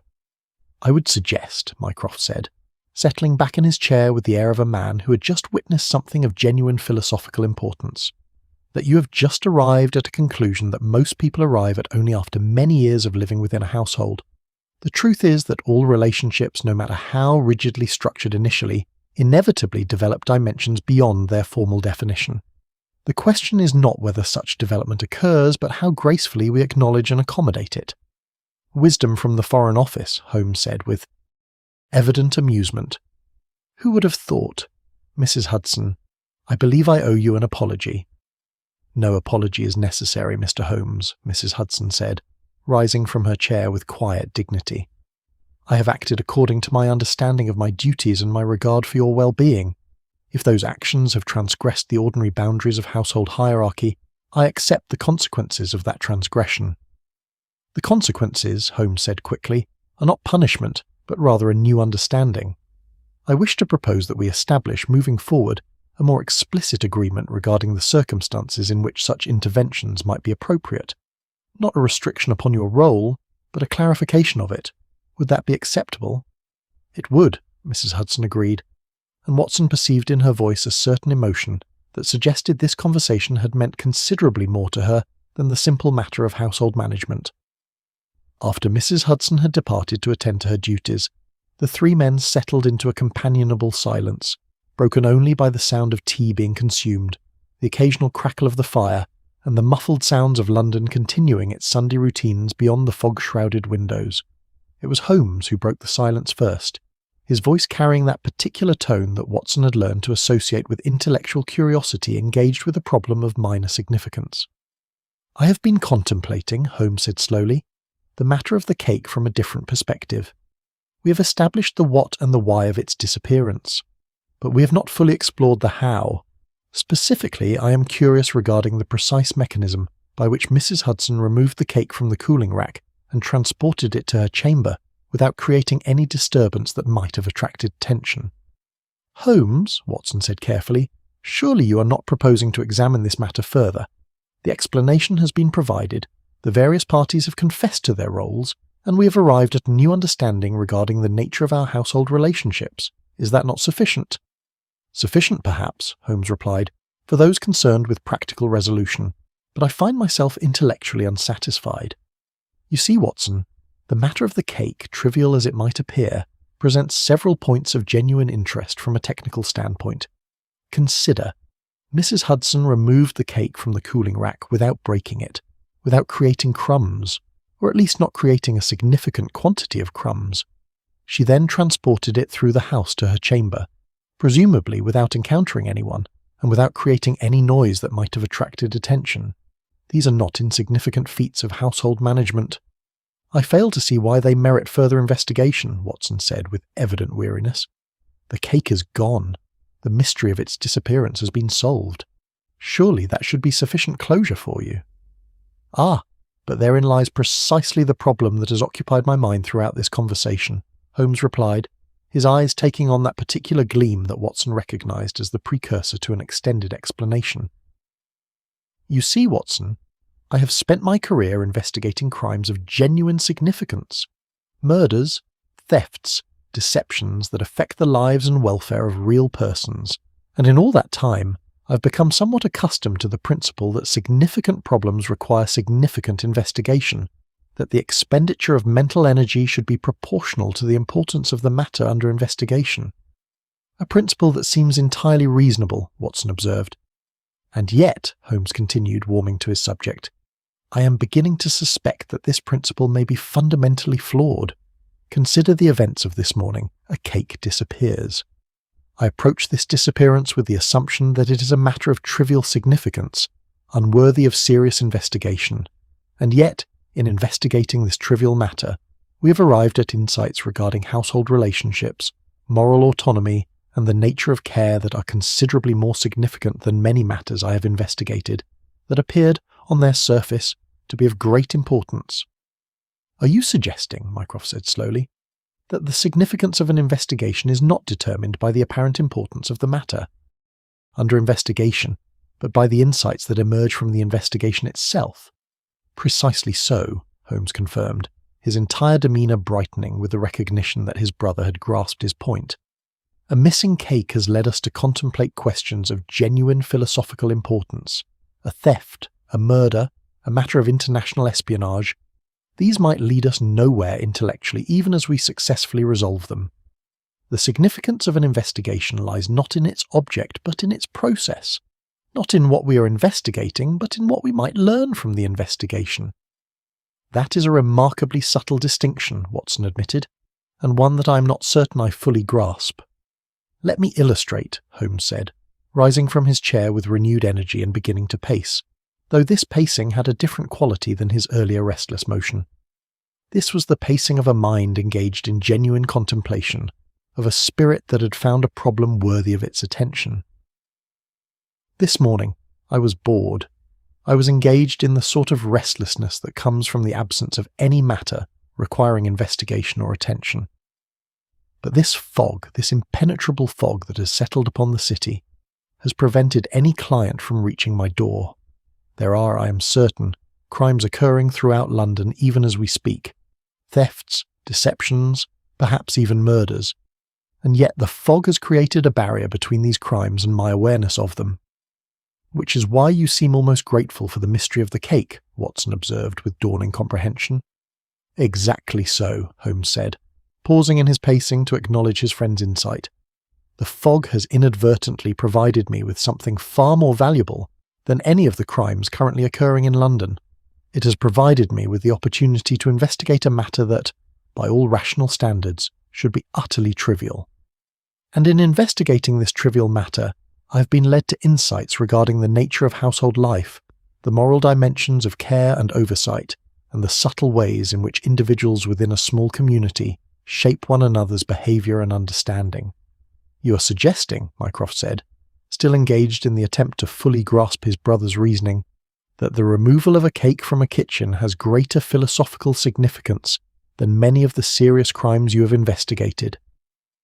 I am suggesting, Holmes replied carefully, that the philosophical significance of an investigation is independent of the apparent importance of its object. A missing cake has taught me more about the nature of human relationships in this household than any amount of abstract reasoning could have accomplished. This is not because the cake itself is significant, but because the investigation of its disappearance has forced all of us to confront important truths about ourselves and one another. Watson settled back in his chair, processing this reasoning with the care it seemed to deserve, and gradually he began to perceive the truth of what Holmes was articulating. The missing cake had, indeed, led to a conversation of genuine importance. It had forced all of them to examine assumptions about hierarchy, autonomy and care that they had, for years, accepted without question, and it had done so precisely because its trivial nature had prevented them from engaging in the defensive sophistication that would have accompanied any investigation of a matter they perceived as genuinely important. So, Watson said finally, the fog has given you something far more valuable than any case file could provide. It has given you the opportunity to investigate the ordinary.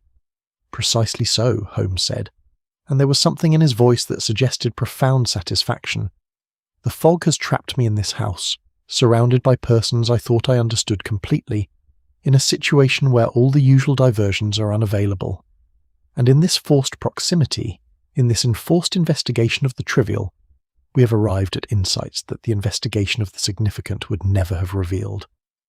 A remarkable conclusion, Mycroft acknowledged, though I suspect that this enthusiasm for the investigation of the trivial will fade once the fog has lifted and the usual cases begin to arrive at your door.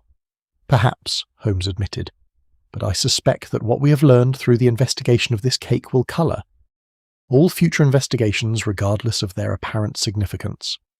We will remember that the trivial and the significant are not mutually exclusive categories, but rather different manifestations of the same underlying principle, that human behaviour, in all its dimensions, is worthy of investigation and understanding. The afternoon light, what little there was of it, had begun to fail. The fog, which had seemed oppressive during the morning hours, had taken on an almost peaceful quality now, as though it was settling in for the evening with the comfortable certainty of something that had claimed permanent residence in the city. The fire in the sitting room burned steadily, casting shadows that seemed to deepen the sense of isolation from the greater world beyond the windows. Watson found himself contemplating the events of the day, the missing cake, the revelations regarding Mrs. Hudson and Mycroft, the extended philosophical discussion regarding the nature of investigation and significance. It seemed remarkable to him that a single missing cake could have generated such an extensive chain of consequences, such important realizations, and yet, reflecting upon it, he perceived that Holmes was correct. Significance was not determined by the apparent importance of the matter under investigation, but by the insights that emerged from the investigation itself.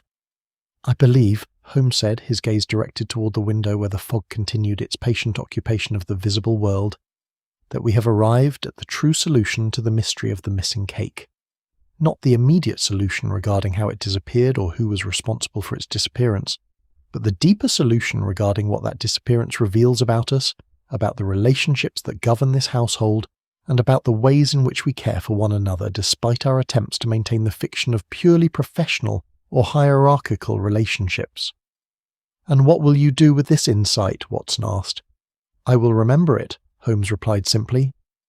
"I will permit it to inform my understanding of future matters, whether trivial or seemingly significant, and I will attempt to communicate to others, through my work, through my investigations, through my interactions with those around me, that the ordinary contains within itself depths of significance that are easily overlooked if one is too focused upon the extraordinary." Outside, London continued its Sunday evening activities, muffled and obscured by fog. Inside 221B Baker Street, 3 men and a housekeeper had arrived at a new understanding of their relationships and themselves. And though the fog would eventually lift, Though ordinary cases would eventually arrive and demand attention, the insights gained through the investigation of a single missing cake would remain, subtly reshaping the ways in which they understood themselves and one another. The cake, in its disappearance, had revealed truth that its presence would never have disclosed. And in that paradoxical way, the absence had become far more significant than the presence could ever have been. The evening descended upon 221B Baker Street, with that particular quality of finality that accompanies the end of a winter Sunday. The fog, which had seemed merely oppressive during the afternoon hours, had taken on an almost tangible presence as darkness fell, creating a world that existed entirely within the confines of the house itself. The gas lamps had been lit at 4:30, earlier than usual, creating islands of warm light against the encroaching grey. Outside, London had become little more than an abstraction, a collection of muffled sounds and occasional shadows glimpsed through the fog-obscured windows. Holmes had, at some point during the afternoon, recovered from his philosophical ruminations and had begun to engage in a more practical form of occupation. He had retrieved from the mantelpiece a collection of what appeared to be newspaper clippings, each carefully preserved in a brown paper envelope marked with dates and categories in his distinctive handwriting. These he was now arranging and rearranging upon the surface of the desk by the window, apparently engaged in some form of classification that was comprehensible only to himself. Watson, having exhausted the possibilities of the sitting-room library, and having no cases requiring his attention, found himself increasingly drawn into observation of his friend's activities. He watched as Holmes sorted through the various clippings, each one apparently related to some crime or circumstance of note that had occurred within London during the past several months. But the sorting seemed less like a systematic organisation, and more like the action of a man engaged in contemplation of something other than the immediate task at hand. "You are troubled," Watson observed, setting down the book he had been pretending to read with little success, "and have been since Mycroft's departure an hour ago." "Departure?" Holmes repeated without looking up from his work. "Mycroft has not departed. He is at this very moment in his room attempting to arrange his thoughts regarding the governmental matter that brought him to London in the first place. I observed him ascending the stairs with the gait of a man attempting to escape a conversation he did not wish to have completed." Watson found himself mildly impressed, though this was hardly surprising. "You are suggesting that he is avoiding further discussion of the matter?" "I am suggesting," Holmes replied, finally setting down the newspaper clipping he had been examining and turning to face his friend fully, "that Mycroft has revealed more of his situation than he intended, and is now attempting to process the implications of that revelation. When he arrived at this house yesterday evening, he was a man in control of a situation. By the time he departed this room a few moments ago, he had been forced to acknowledge that the situation was in fact controlling him." "And this troubles you?" Watson inquired. "It does," Holmes admitted, rising from his desk and beginning once more his habitual pacing. "Not because I'm concerned for Mycroft's welfare. My brother is considerably more capable of managing his own affairs than I give him credit for, but because his presence in this house has revealed something about the nature of the problems that govern the world of governance and international relations. You see, Watson, when a private individual encounters a problem that exceeds their capacity to manage, they typically resort to one of two solutions. They either withdraw from the problem entirely, or they seek the assistance of someone with greater expertise. Mycroft, however, has a third option. He can attempt to manage the problem through the exercise of the considerable authority that his position affords him, which is what he has been attempting to do," Watson suggested.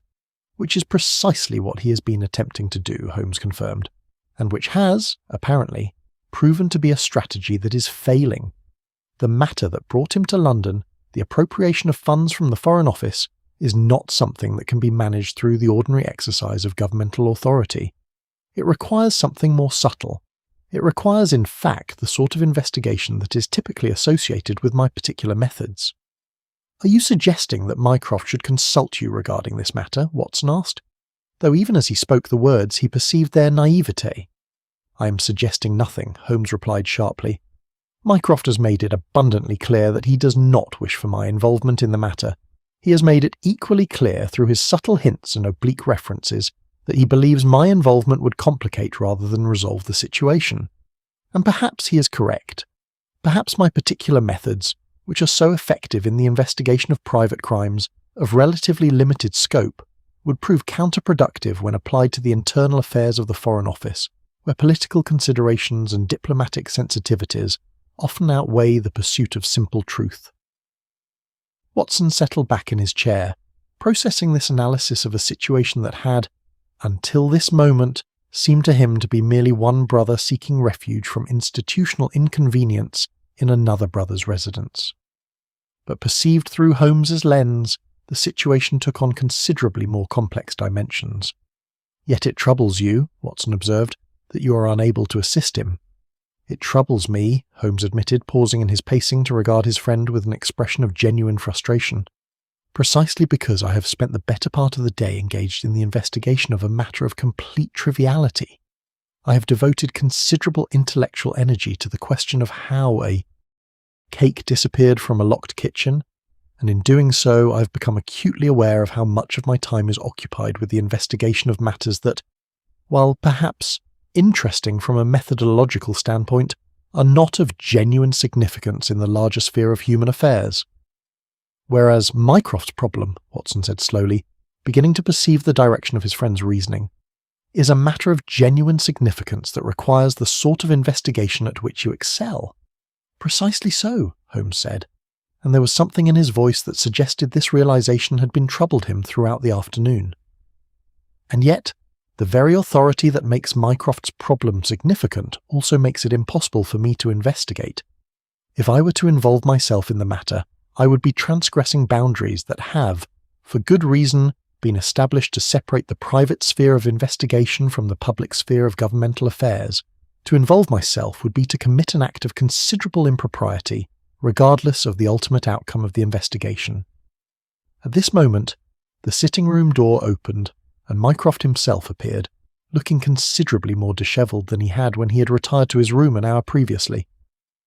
His hair, which had been arranged with mathematical precision during lunch, now showed signs of being repeatedly run through by fingers engaged in distracted contemplation. His collar had been loosened, and his waistcoat hung open, suggesting that he had been engaged in some form of physical agitation. "I believe," Mycroft said without preamble, settling himself into an armchair with the air of a man who had made a decision of considerable importance, "that I have been behaving with considerable foolishness regarding the matter that brought me to London." Holmes had ceased his pacing the moment his brother entered the room.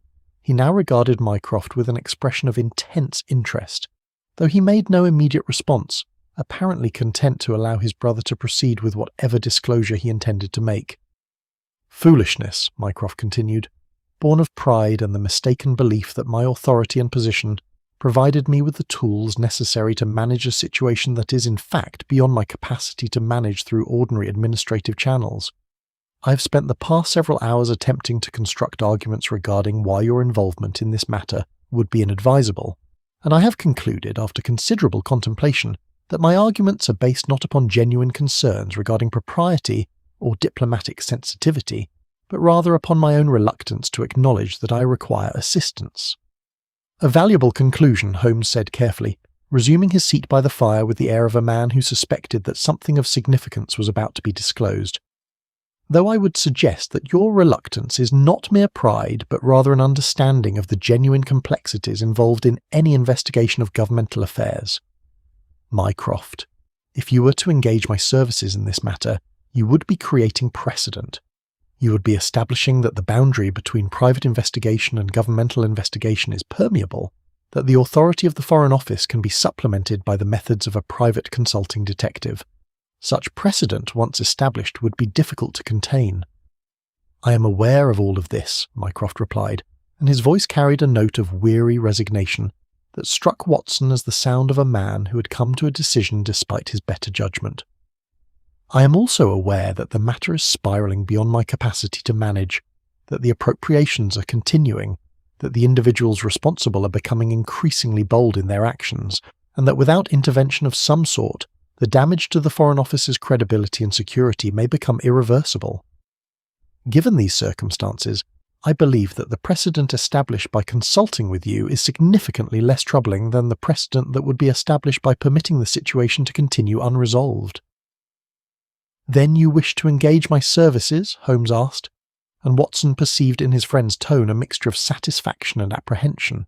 Satisfaction at the prospect of a problem worthy of investigation, apprehension regarding the ethical dimensions of accepting such an engagement. "I am not certain what I wish," Mycroft said honestly. "I am aware, however, that I should not attempt to manage this situation alone, and I am aware that if I were to seek assistance from other quarters, from the police, from private investigators less scrupulous than yourself, the matter would likely become considerably more complicated and considerably more public. Given these constraints, I believe your involvement, despite its complications, is the most advantageous course of action available to me." Holmes rose from his chair and moved to the window, gazing out into the fog with an expression that suggested he was contemplating something beyond the immediate matter at hand. When he finally spoke, his voice carried a tone of deliberate care, as though he was constructing his words with the precision of a man negotiating the terms of an agreement of considerable importance. "I will investigate this matter," Holmes said finally, "upon the condition that we establish clear boundaries regarding the scope of my investigation and the extent of my authority. I will not under any circumstances engage in activities that could be construed as exceeding my lawful rights or transgressing the privacy of governmental processes. I will gather information through the methods at my disposal, I will arrive at conclusions based upon that information, and I will present those conclusions to you for your disposition. The manner in which you choose to act upon those conclusions remains your responsibility, not mine." "An acceptable arrangement," Mycroft agreed, "though I suspect the terms will require considerable refinement as the investigation progresses." "Undoubtedly," Holmes acknowledged, turning from the window to regard his brother with an expression combining professional interest with personal affection. "But before we proceed further with the particulars of this arrangement, I require from you a complete disclosure of the situation as it currently stands. I require names, dates, amounts, patterns of appropriation, and your own theory regarding the motivation of the individuals responsible. Omit no detail, however trivial it may appear to you. You have observed this morning the extent to which apparently trivial details can prove to be of considerable significance." Mycroft settled back in his chair with a sigh that suggested the burden of his knowledge was about to become, through the act of disclosure, considerably more tangible and considerably more real. "The matter began approximately 3 months ago," Mycroft commenced, his voice settling into the measured tones of a man delivering an official report, "with the discovery of certain discrepancies in the Foreign Office accounts regarding operational expenditures in the Eastern theatres. Small discrepancies at first, amounts that could easily be attributed to clerical error or the ordinary inefficiencies that characterize any large bureaucratic operation. However, the pattern of these discrepancies began to suggest something more deliberate. The amounts involved, while individually modest, aggregated to a total that could no longer be ignored." "And what was the total amount involved?" Holmes inquired, settling himself in a posture of intense concentration. "Approximately £18,000, Mycroft replied. "Distributed across multiple accounts, multiple departments, and multiple fiscal periods in such a manner as to suggest considerable knowledge of the accounting procedures and considerable skill in circumventing the ordinary audit processes that would normally detect such appropriations." Watson heard Holmes draw in a sharp breath, a sound that suggested this sum was considerably larger than he had anticipated. £18,000 represented a fortune by ordinary standards, an amount that would constitute the life savings of an ordinary workingman many times over. "And you have no suspicion regarding the identity of the individuals responsible?" Holmes asked. His eyes narrowed in concentration. "That is precisely the difficulty," Mycroft replied with evident frustration. "The appropriations are too skillful, too well planned, to have been accomplished by a single individual acting in isolation. They require knowledge of accounting procedures, access to the relevant documents, and the authority to authorize payments without unusual scrutiny. This suggests individuals of some rank and authority within the Foreign Office itself, and yet the identity of such individuals remains obscured from me despite my considerable resources and authority. Which brings us to the true reason for your reluctance to involve me in this matter," Holmes said slowly, his eyes fixed upon his brother with an intensity that suggested he was perceiving something beyond the words being spoken. "Not merely pride at requiring assistance, but fear. Fear that the investigation will lead you to the discovery that the individuals responsible are persons whom you know, persons of considerable standing within the Foreign Office, persons whose exposure would create political complications of a magnitude that extends far beyond the simple matter of the misappropriated funds. Mycroft did not respond immediately. He gazed toward the fire, his expression revealing nothing, his posture suggesting a man wrestling with the implications of a truth he could no longer avoid confronting. When he finally spoke, his voice was barely above a whisper. "Yes," he said simply. "I suspect that the individual responsible is someone in whose judgment and integrity I have placed considerable confidence, and I fear that the exposure of this individual's crime will create consequences that extend beyond the immediate matter of the appropriated funds." "Then we have arrived at the true ethical dimension of this matter," Holmes said, his voice carrying a tone of grave consideration. "The investigation that you are requesting is not merely the investigation of a crime, but the investigation of a betrayal. You wish me to uncover the identity of someone you trust, for the purpose of exposing them to consequences that will likely destroy their career, their reputation, and perhaps their freedom." "I do," Mycroft confirmed, and there was a quality of resignation in his voice that suggested he was aware of the implications of what he was requesting. "Then let us establish one further condition," Holmes said, moving from the window to stand directly before his brother. "Before I proceed with this investigation, I require from you an assurance that you are prepared to accept the consequences of the investigation, regardless of what those consequences might be. I require your assurance that you will not attempt to suppress or minimize the findings, that you will not attempt to shield the individual responsible from the consequences of their actions, that you will pursue the matter to its conclusion regardless of the political complications that might ensue." "I cannot provide such assurance," Mycroft said quietly. "I can only assure you that I will attempt to conduct this matter with the utmost discretion and the minimum of political disruption. But I cannot assure you that the conclusions of your investigation will be acted upon in the manner that strict justice would dictate. Political considerations, diplomatic necessities, and the larger interest of the state may require that I take actions that you would consider to be compromises of principle. Which is precisely why I wish to establish these conditions," Holmes replied, and there was something in his tone that suggested he understood perfectly the moral compromises that his brother was being forced to navigate. "I wish to ensure that we both understand from the outset the nature of the situation in which we are engaging ourselves. We are not investigating a common theft. We are investigating a betrayal, and we are doing so with the understanding that the consequences of that investigation may be shaped by considerations that have nothing to do with simple justice or simple truth." "Precisely so," Mycroft confirmed, "and I am aware that this places you in an ethically compromising position. I ask for your forgiveness in advance for the complications that may arise from your involvement in this matter." "Forgiveness is not required," Holmes replied, "only honesty. And I believe we have now established sufficient honesty regarding the nature of this undertaking. Watson, I suspect you wish to inquire regarding my intention to accept this engagement." Watson, who had been observing this exchange with considerable fascination, nodded slowly. "I confess that I am curious regarding your reasoning. The investigation of governmental crimes presents considerable complications and considerable risks. I would have expected you to decline such an engagement." "Under ordinary circumstances I would," Holmes admitted, returning to his seat by the fire. "However, the circumstances presented by this fog, by the enforced isolation of this house, by the extended meditation upon the matter of the missing cake, have provided me with a perspective that I might otherwise have lacked. I have been reminded during the course of this day that significance is not determined by the apparent importance of the matter under investigation, but by the opportunities for genuine understanding that the investigation presents. The investigation of a crime within the Foreign Office presents such opportunities, provided we approach it with sufficient intellectual rigour and sufficient moral clarity." "Then you will accept the engagement?" Mycroft inquired, and there was something in his voice that suggested he had arrived at this conversation with considerable uncertainty regarding the outcome.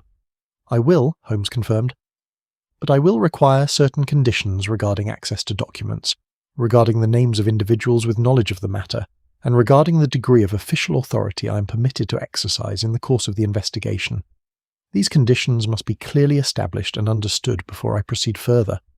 "They shall be," Mycroft agreed, and there was a note of relief in his voice that suggested a burden he had been carrying for weeks was beginning to lighten. The remainder of the evening proceeded in a detailed discussion of the particulars of the matter. Mycroft provided Holmes with names, dates, and amounts, with the precision of a man accustomed to managing complex information systems. Holmes questioned him with the thoroughness of a man interrogating a witness whose testimony would determine the outcome of a case of considerable importance.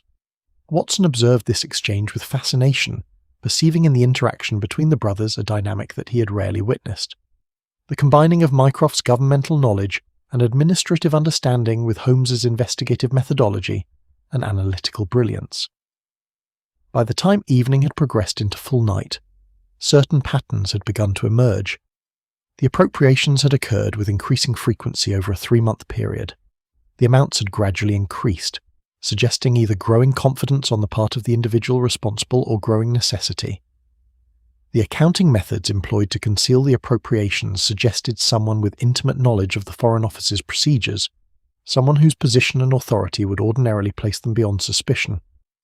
"It is an elegant crime," Holmes observed as night deepened outside, the fog having become so absolute that the windows of 221B Baker Street might as well have been painted black. Elegant not in its moral dimension, but in its technical execution.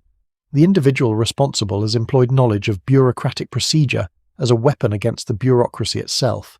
They have understood, with considerable sophistication, exactly which accounts would not be subjected to immediate scrutiny, which procedures could be circumvented, which individuals would be unlikely to question unusual transactions. "Does this elegance suggest anything regarding the motivation?" Watson inquired, recognizing in Holmes's tone the note of genuine professional admiration that often accompanied his observations of the crimes he investigated.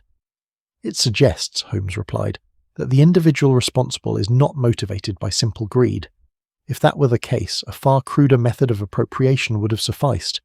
The sophistication employed suggests that the individual is engaged in some form of ideological theft, taking money not merely to enrich themselves, but to support some cause, some belief, some objective that they perceive to be of greater importance than their loyalty to the institution from which they are stealing." "A dangerous combination," Mycroft observed quietly. "Ideological motivation combined with bureaucratic knowledge and legitimate authority." "Indeed," Holmes agreed, "for it means that the individual responsible likely does not view themselves as a criminal at all. They view themselves as someone attempting to accomplish something they believe to be righteous, even if it requires the appropriation of funds that do not belong to them. Such individuals are significantly more difficult to apprehend, and significantly more difficult to persuade to cease their activities, for they possess the conviction that their cause justifies their methods." As the evening progressed toward midnight, the fire in the sitting room burned steadily, casting shadows that seemed to contain entire worlds of possibility and complexity. Outside, London slept beneath its fog, unaware that within one unremarkable house on Baker Street, an investigation was beginning that would extend far beyond the immediate matter of the missing £18,000. And as Mrs. Hudson brought in the evening tea service, an action that now carried with it new dimensions of significance and mutual understanding, Watson perceived that the day had somehow transformed from one of trivial domestic mystery into the commencement of something far more complex and far more consequential. The missing cake, which had begun the day as a matter of minor household inconvenience, had somehow catalyzed a series of revelations and engagements that would shape the weeks to come, and perhaps, Watson reflected, this was the true nature of significance, not something that announced itself dramatically or insisted upon immediate attention, but something that emerged gradually from the investigation of the ordinary, transforming the mundane into the meaningful through the simple act of asking questions and pursuing answers with intellectual rigour and moral seriousness. The morning following that extended evening of revelation arrived without significant transformation of the meteorological circumstances. The fog remained. If anything, it had settled into the world with such permanence that one might have believed it had always been there, that the world beyond it was merely a fiction, a myth told to those who had not yet learned the truth of London's essential nature. Holmes emerged from his bedroom at an early hour, having apparently slept little if at all, and immediately established himself in the sitting room with the systematic arrangement of materials that Watson had long since learned to interpret as the commencement of a serious investigation. The materials themselves were curious. They consisted primarily of documents that Mycroft had provided during the course of the previous evening. These documents, official memoranda and financial statements, were arranged upon the desk in several distinct groupings that appeared to Watson to follow some internal logic comprehensible only to Holmes himself. There were also present several sheets of foolscap upon which Holmes had begun to write in his characteristic hand, creating what appeared to be a timeline of events and transactions. "You have been awake all night," Watson observed, entering the sitting room to find his friend thus engaged. "I have been engaged in preliminary analysis," Holmes replied without looking up from his work. "Sleep is a luxury that becomes available only after the fundamental patterns of a problem have been identified. I am pleased to report that certain patterns have indeed begun to emerge." "What sort of patterns?" Watson inquired, settling himself into his customary chair. "Patterns suggesting not merely the who of this crime, but the why," Holmes replied, finally setting down his pen and turning to regard his friend with an expression of intense concentration. "You see, Watson, Mycroft provided me with £18,000, distributed across multiple accounts and multiple time periods. What he did not provide me with was information regarding what the appropriated funds were subsequently used for. He assumed, quite naturally, that the funds remained unaccounted for, that they had simply disappeared into the personal coffers of the individual responsible. But I suspect the truth is considerably more interesting." "More interesting in what manner?" Watson asked, though he perceived that he was merely providing the prompts that would allow Holmes to develop his reasoning in the direction he wished to proceed. "More interesting," Holmes continued, rising from his desk and beginning his habitual pacing, "in that the funds have not disappeared at all. They have been redirected. They have been employed for purposes that the individual responsible views as more important than their loyalty to the Foreign Office. This suggests that we are not investigating a common embezzlement, but rather a deliberate attempt to fund some activity or organisation that the individual believes to be in opposition to governmental policy." "A revolutionary?" Watson suggested, though even as he spoke the word, he recognised its inadequacy. "Not necessarily," Holmes replied. "The term revolutionary carries implications of violent overthrow and dramatic action. What I suspect we are dealing with is considerably more subtle. I suspect we are investigating an individual who believes that the governmental policies regarding a particular matter are misguided, and who has consequently decided to fund an alternative approach through the appropriation of Foreign Office funds." "But what matter could possibly justify such an action?" Watson inquired. "What policy could be so fundamentally misguided as to warrant the theft of £18,000?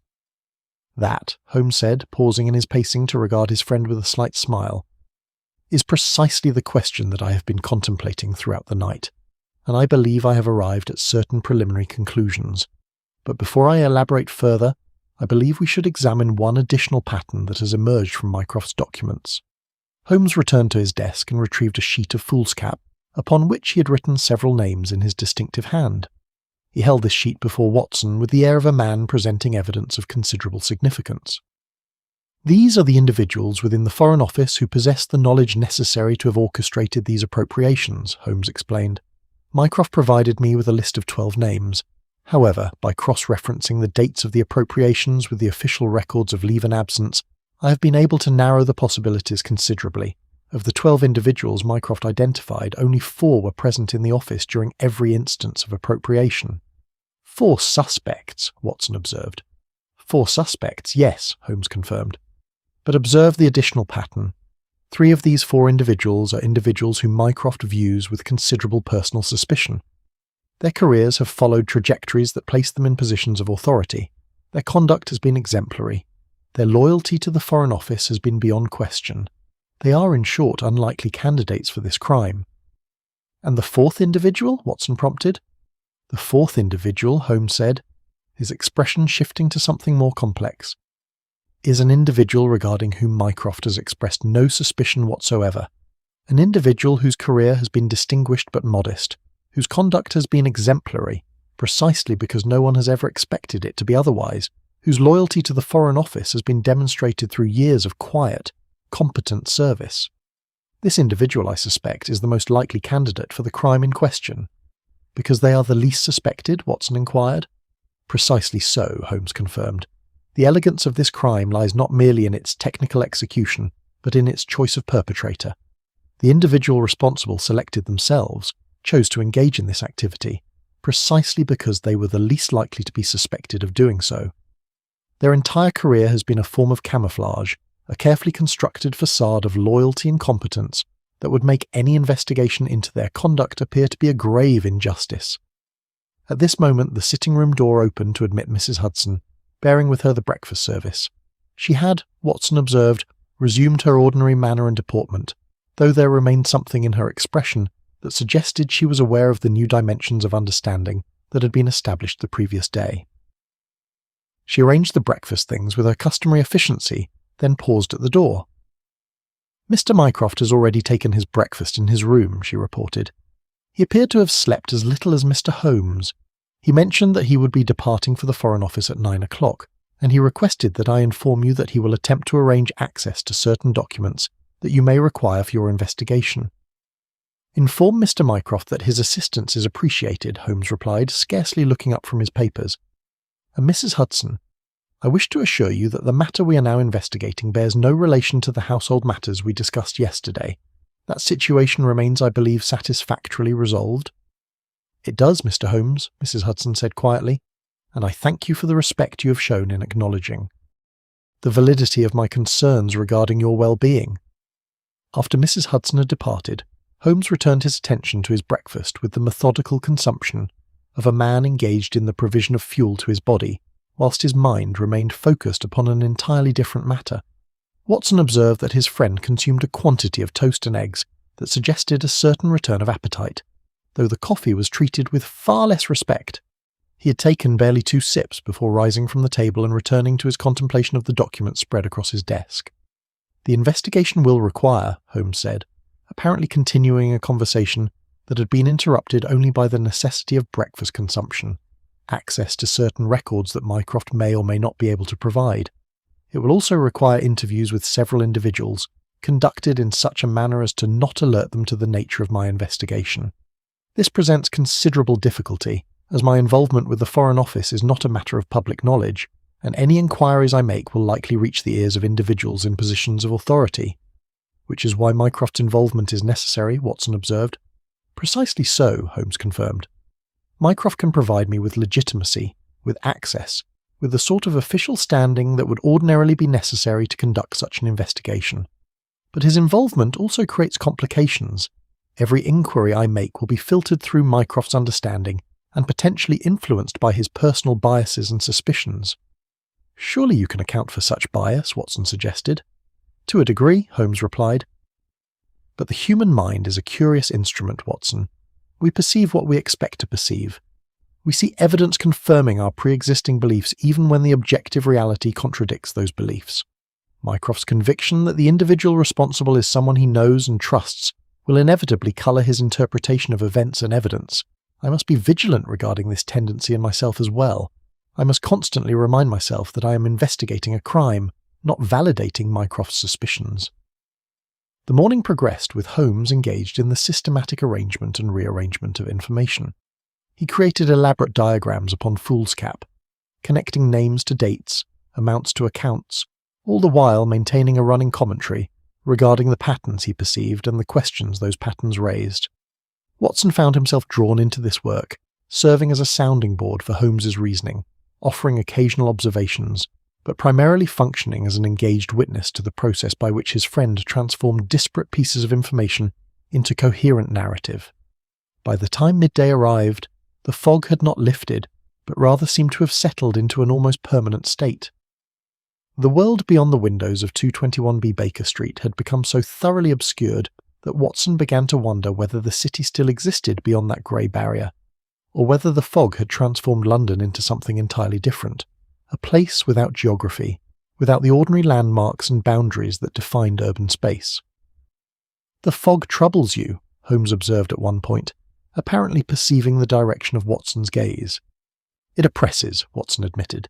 "The complete absence of visible geography creates a sense of displacement. One begins to wonder whether the ordinary world continues to exist beyond that grey barrier." "An interesting observation," Holmes replied, his eyes taking on that gleam that suggested his mind was travelling in directions tangential to the immediate matter at hand. "The fog creates, in essence, a liminal space, a transitional zone between the ordinary world and something entirely other. Within this fog we exist in isolation, separated from the greater city, confined to the boundaries of this house and our own minds. It is, in many ways, the perfect circumstance for investigation. We are forced to rely upon abstraction, upon reasoning, upon the manipulation of information rather than the observation of physical phenomena. "You are suggesting," Watson said slowly, "that the fog has created optimal conditions for the investigation into which you are now engaged." "I am suggesting," Holmes confirmed, "that the fog has removed certain obstacles to clear reasoning. It has isolated us from the ordinary distractions of London streets. It has forced Mycroft into residence within this house, creating circumstances that would ordinarily be impossible. It has provided us with enforced proximity and extended time for contemplation. In short, the fog has arranged circumstances in a manner that is remarkably conducive to investigation." "One might almost suggest," Watson observed, "that the fog has orchestrated events for the purpose of enabling your investigation into Mycroft's difficulties." "An amusing thought," Holmes replied with a slight smile, "though I suspect the truth is considerably more mundane. That coincidence and circumstance have aligned in a manner that creates opportunities, and that my task is merely to recognize and utilize those opportunities when they present themselves." It was at this moment that a telegram arrived, brought by a messenger who materialized briefly from the fog before disappearing back into it. The telegram was addressed to Holmes and bore the official seal of the Foreign Office. Holmes opened it with the care of a man accustomed to handling potentially significant communications, and his expression shifted through several distinct emotional stages as he read its contents. "Interesting," Holmes said quietly, holding the telegram before him, as though its contents might transform if examined from different angles. "Mycroft writes that 3 of the 4 suspected individuals are currently absent from the Foreign Office. They are engaged in various official business.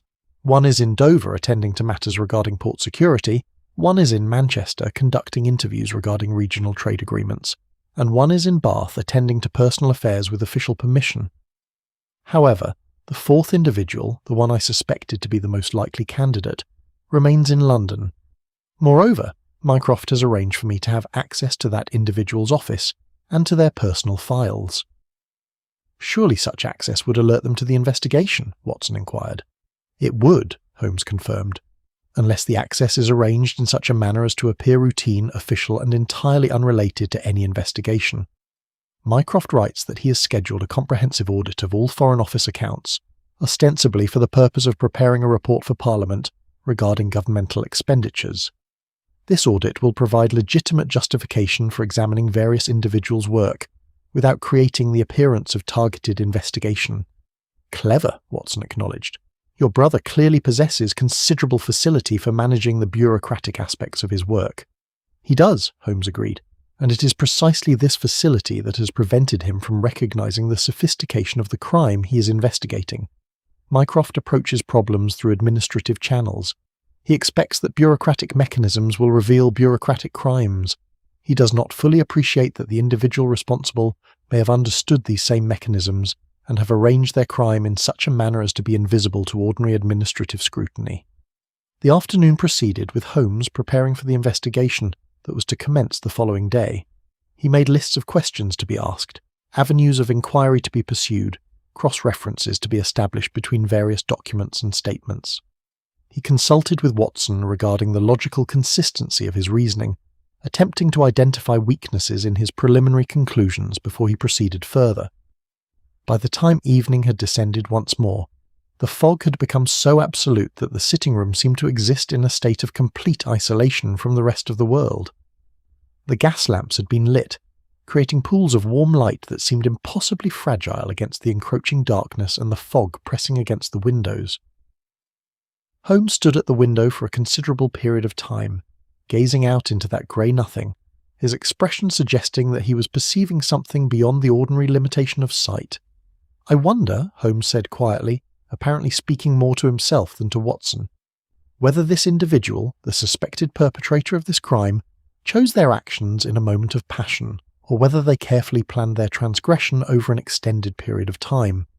I wonder whether they experience any remorse regarding what they have done, or whether they have successfully rationalized their actions as serving a greater good. I wonder whether they understand fully what the consequences of discovery will be." "You are beginning to sympathize with the suspected criminal?" Watson inquired. "I am beginning to recognize," Holmes replied, "that this investigation carries dimensions of moral complexity that many of my investigations do not. The individual I am seeking to apprehend is not motivated by simple greed or simple malice. They are motivated by something that, to their mind, justifies the transgression of ordinary ethical boundaries. This makes them considerably more interesting from an investigative standpoint, and considerably more troubling from a moral standpoint. Will this moral complexity prevent you from pursuing the investigation? Watson asked. It will not, Holmes replied firmly, but it will shape the manner in which I pursue it.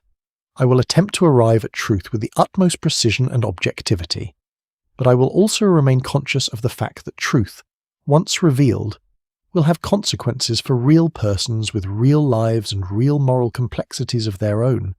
This awareness will not prevent me from pursuing the investigation, but it will inform the manner in which I conduct it. The evening meal was taken quietly, with neither Holmes nor Watson engaging in extended conversation. The house seemed to have settled into a state of contemplation, as though all its occupants were engaged in private thought, regarding the matter that had dominated their attention since Mycroft's arrival. The fog pressed against the windows, the fire crackled in the grate, and the ordinary sounds of Sunday evening in London filtered through from beyond that grey barrier that separated 221B Baker Street from the greater city. It was Mrs. Hudson who broke the silence, appearing at the sitting-room door with the evening tea service. "Mr. Holmes," she said quietly, her tone suggesting she had been contemplating something of significance. "I wish to inquire whether the investigation you are about to undertake is likely to result in consequences for anyone within this household." Holmes regarded the housekeeper with an expression of genuine appreciation for the perceptiveness of the question. "The investigation will result in consequences for individuals within the Foreign Office," Holmes replied carefully. "Individuals who are currently unknown to any of us in this household. Those consequences, when they arrive, will be serious and will likely prove permanent. But I do not believe the investigation will result in consequences for anyone currently residing at 221B Baker Street." "Thank you for that assurance," Mrs. Hudson said, and there was something in her voice that suggested she had asked the question not merely from curiosity, but from genuine concern regarding the moral dimensions of the enterprise upon which Holmes was embarking. After Mrs. Hudson had departed, Watson found himself contemplating the nature of the investigation that was about to commence. The missing cake, which had seemed to him at the beginning of the previous day to be a matter of trivial consequence, had somehow catalyzed a series of events that had transformed the peaceful comfort of 221B Baker Street into something more complex and considerably more morally significant. An investigation into a governmental crime was about to commence, conducted from within the sitting room of a private residence, with consequences that would extend into worlds and institutions entirely beyond Watson's ordinary experience. "Holmes," Watson said quietly, as the evening advanced toward night, "do you believe that the investigation into this crime will alter the relationships that have been established within this household? Do you believe that the revelation of governmental corruption will somehow affect the peace we have found through the investigation of the missing cake?" "I do not," Holmes replied, though his tone suggested he was not entirely certain of the truth of his own statement. "The investigation into the Foreign Office crime is a matter of governance and bureaucracy. The revelations regarding household relationships that occurred yesterday are matters of personal and domestic significance. The two investigations occupy entirely different spheres of meaning and consequence. However, I acknowledge that they are temporally connected, and that this connection may create complications or complexities that I have not yet perceived." "We shall discover what transpires," Watson observed. "Indeed we shall," Holmes agreed, and he returned his attention to the documents spread across his desk, apparently content to allow the matter to rest until such time as events themselves provided further clarification. Outside, the fog continued its patient occupation of London streets.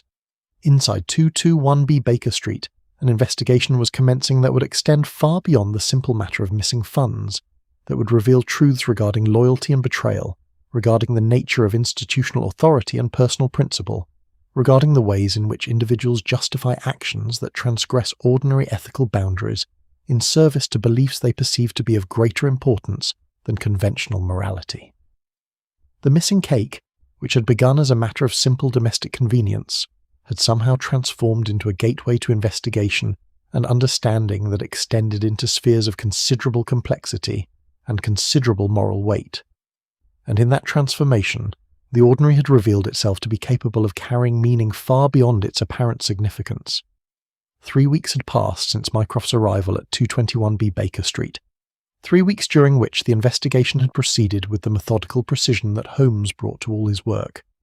3 weeks in which the fog had inexplicably remained, though Watson had begun to suspect that its persistence was less a matter of meteorological circumstance and more a matter of his own perception, his mind having become accustomed to its presence in such a manner that its eventual departure seemed almost impossible to imagine.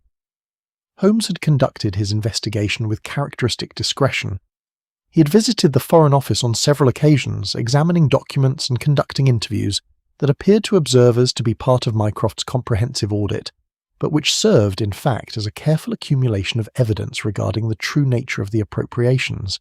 He had consulted with several individuals possessing expertise in governmental procedures and financial documentation. He had constructed, through the patient assembly of countless small observations and revelations, a portrait of the individual responsible for the crime and the motivation that had driven them to it. On this particular evening, as November drew toward its close and the year itself approached its inevitable conclusion, Holmes sat in his customary chair by the fire with an expression of evident satisfaction. Before him lay a single document, a letter that Mycroft had delivered earlier in the day, its contents causing Holmes's customary expression of analytical intensity to give way to something more complex and more human. "The investigation is concluded," Holmes said quietly, addressing Watson, who had been observing his friend's contemplation with patient curiosity.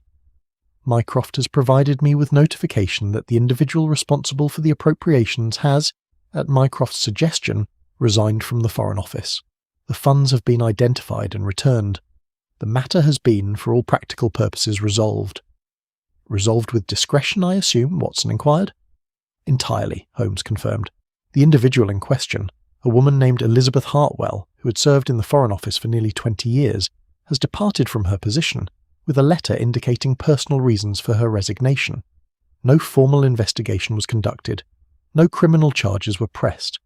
The matter has been handled in such a manner as to preserve, to whatever extent is possible, her personal dignity and reputation." "And the appropriated funds?" Watson asked. "What was their ultimate destination?" "That," Holmes said, setting down the letter and regarding his friend with an expression suggesting this was the most significant element of the entire matter, "is where the investigation reveals its true nature. The funds were not appropriated for personal gain. They were appropriated to support an organisation dedicated to the education and advancement of women in scientific fields. Miss Hartwell had apparently come to believe that the Foreign Office's policies regarding the employment and advancement of women were fundamentally misguided, and she had consequently decided to redirect Foreign Office resources towards supporting educational initiatives that the governmental authorities would not themselves support." Watson found himself struck by the elegance of this resolution. Not merely the technical elegance of the crime itself, but the moral elegance of its motivation. "She did not commit this crime for selfish reasons," Watson observed. "She did not," Holmes confirmed. "She committed it because she believed that a greater good justified the transgression of ordinary ethical boundaries. She believed that the advancement of women in science constituted an objective of sufficient importance to warrant the appropriation of governmental funds, regardless of the personal consequences that such appropriation might entail." "And how does Mycroft regard this revelation?" Watson inquired. "Mycroft regards it with a complex mixture of emotions," Holmes replied. "He recognises the legitimacy of Miss Hartwell's convictions regarding the advancement of women in scientific fields. He acknowledges that the Foreign Office's policies regarding women's education and employment are in fact unnecessarily restrictive, and yet he also recognises that he cannot, as the official representative of those policies, endorse her methods or her crime, regardless of the purity of her motivation." "A genuine moral dilemma," Watson observed. "It is," Holmes agreed, "and one that has forced Mycroft to confront certain assumptions regarding the nature of institutional authority and individual conscience. He has, I believe, arrived at a new understanding of the ways in which bureaucratic institutions can fail individuals with legitimate grievances, and of the extent to which such failures can justify individual acts of transgression." At this moment, Mrs. Hudson appeared at the sitting-room door, though not merely to deliver tea or to attend to the fire. Her demeanour suggested that she had come with purpose, with something she wished to communicate to Holmes regarding a matter of significance. "Forgive the intrusion, Mr. Holmes," she said, "but I wish to inform you that Mr. Mycroft has departed for the Foreign Office, where he will be conducting certain business regarding the reorganization of departmental procedures. He mentioned that he will likely not return until quite late this evening." "Thank you for this notification, Mrs. Hudson," Holmes replied. "Is there additional business you wish to communicate?" "There is," Mrs. Hudson said carefully. "I wish to inquire whether the investigation in which you have been engaged has reached its conclusion, and whether the complications arising from it have been resolved to your satisfaction." "The investigation has concluded," Holmes confirmed, "and the complications, insofar as they can be resolved, have been addressed with a degree of discretion and circumspection that I believe you would approve of. However, I suspect your inquiry extends beyond the mere investigation. I suspect you are asking whether the moral complexities that have arisen from this investigation have altered my understanding of the relationships within this household." "I am," Mrs. Hudson admitted, settling herself into a chair near the fire with the ease of someone who had been invited to participate in a conversation as an equal rather than as a servant. "I am asking whether the revelation of governmental crime and the investigation into Miss Hartwell's motivations has altered your perception of the nature of loyalty, duty, and the circumstances that might justify individual acts of transgression against institutional authority." "It has," Holmes said simply, and there was something in his voice that suggested genuine respect for the perceptiveness of the question. "The investigation into Miss Hartwell's crime has forced me to acknowledge that there are circumstances in which an individual's personal conscience may justly supersede their loyalty to an institution. It has forced me to recognize that moral authority does not reside exclusively in institutional structures, but also in the private judgments of individuals acting in service to principles they perceive to be of greater significance than institutional loyalty." "And does this recognition alter your perspective regarding the matter of the cake?" Mrs. Hudson inquired. "It does," Holmes admitted. "When you removed the cake from the cooling rack, you were acting upon your own judgment regarding what constituted my best interests, in direct contravention of my personal desires. You were in essence exercising moral authority over my behaviour without my consent or approval. I initially regarded this as an inappropriate transgression of the boundaries between employer and employee. However, the investigation into Miss Hartwell's crime has provided me with a new perspective regarding such transgressions." "Which is," Mrs. Hudson prompted, "which is that such transgressions, while perhaps technically inappropriate, may nevertheless be morally justified if they are undertaken in service to legitimate concerns regarding another person's well-being," Holmes replied. "Miss Hartwell transgressed the boundaries of her institutional authority in service to what she perceived to be a greater good. You transgressed the boundaries of your professional role in service to what you perceived to be my well-being. The parallel is not perfect, but it is sufficient to suggest that the judgment regarding the appropriateness of such transgression cannot rest solely upon formal institutional authority, but must also consider the motivation and the outcome of the transgressive act." "Then you regard my intervention as justified?" Mrs. Hudson inquired. "I do," Holmes confirmed. "And more than that, I regard it as admirable. You exercised wisdom and care in a situation where a lesser individual might have simply accepted the surface appearance of things and allowed events to proceed according to their apparent trajectory. You perceived, with considerable accuracy, that my boredom-driven impulses might lead me toward actions that would not serve my genuine long-term interests, and you acted upon that perception in a manner that was both effective and ultimately conducive to a resolution that benefited all parties involved." The conversation continued for some time, ranging across topics of considerable philosophical and moral significance. Watson observed with fascination the transformation that seemed to be occurring in the dynamic between Holmes and Mrs. Hudson. What had begun as a relationship structured entirely around institutional hierarchy, employer and employee, master and servant, had evolved into something more complex, more reciprocal, more genuinely human. The missing cake had not merely been resolved, it had become the occasion for a genuine transformation in the relationships that governed 221B Baker Street. As evening deepened toward night, Holmes rose from his chair and moved to the window, and as he did so, Watson perceived something that had not occurred in the 3 weeks since Mycroft's arrival. The fog was lifting. It did not lift dramatically or completely, but rather seemed to be gradually retreating, allowing the shapes of London to emerge from beneath the grey that had obscured them for so long. Lights from neighbouring windows became visible, the outlines of buildings began to reassert themselves, and the sense of isolation that had characterised the past 3 weeks seemed to be gradually yielding to something more expansive, more connected to the greater world beyond. "The fog is lifting," Mrs. Hudson observed, moving to stand beside Holmes at the window. "It is," Holmes confirmed, "and with its lifting, I suspect, will come the return of ordinary cases, ordinary clients, ordinary investigations. The enforced isolation of these past weeks will end, and 221B Baker Street will resume its customary relationship with the greater world." "Will you miss it?" Watson inquired, joining them at the window. "The fog, and the enforced proximity, and the extended meditation upon matters of domestic significance." "I will," Holmes admitted, "though I suspect that what I will miss most is not the fog itself, but rather the clarity it provided regarding the nature of significance, and the ways in which the apparently trivial can reveal profound truths about ourselves and those around us." As if in response to this observation, the fog seemed to lift more noticeably. Stars became visible in the night sky for the first time in 3 weeks.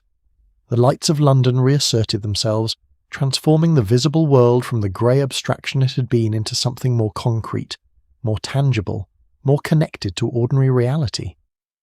And in that moment of transition, as fog gave way to clarity, Watson perceived that something had genuinely changed within 221B Baker Street. The missing cake, which had seemed at the beginning to be a matter of trivial household inconvenience, had become the catalyst for transformation. It had led to revelation, to investigation, to the establishment of new understanding regarding the relationships that govern the household. And through that transformation, it had revealed what Holmes had been attempting to articulate throughout the day, that significance is not determined by the apparent importance of a matter, but by the insights and transformations that investigating that matter can produce. The fog would lift, the ordinary cases would return, life at 221B Baker Street would resume its customary patterns. But something fundamental had changed, a new awareness, a new understanding, a new recognition of the ways in which care and concern can justify the transgression of ordinary boundaries, and of the ways in which the investigation of the trivial can lead to understanding of the profound. Mrs. Hudson departed to attend to her evening duties, leaving Holmes and Watson alone in the sitting room. The fire continued to burn steadily. The gas lamps cast their familiar shadows, and beyond the windows, London reasserted itself. Fog-bound still, but gradually yielding to the inevitable arrival of clarity. "A remarkable 3 weeks, Watson observed. "It has been," Holmes agreed, "and I suspect that when we reflect upon this period in the future, we will recognise that it was not the investigation into the governmental crime that constituted its true significance, but rather the investigation into the missing cake that forced us all to confront fundamental truths about ourselves and one another. The cake has proven to be far more significant than any external investigation could have been." "And Miss Hartwell?" Watson inquired. "What do you believe will become of her?" "I believe," Holmes replied carefully, "that Miss Hartwell will continue her work in support of women's scientific education, but through means that do not involve the appropriation of governmental funds. I believe that she will find other ways to accomplish her objectives, ways that are consistent with her genuine moral principles even if they are less directly effective than her previous methods. And I believe that she will eventually come to understand that the end result of her actions, the resignation from the Foreign Office, the return of the appropriated funds, the exposure of her crime, was in fact the most just possible outcome of a situation that began with injustice." As night deepened and the fog continued its gradual retreat, Watson found himself reflecting upon the events of the past 3 weeks. A missing cake had led to household revelation, which had led to governmental investigation, which had revealed truths regarding the nature of crime, motivation, and the circumstances that might justify individual acts of transgression against institutional authority. And through all of this, the fundamental relationships within 221B Baker Street had been transformed, not dramatically or obviously, but in ways that would, Watson suspected, prove to be permanent and significant.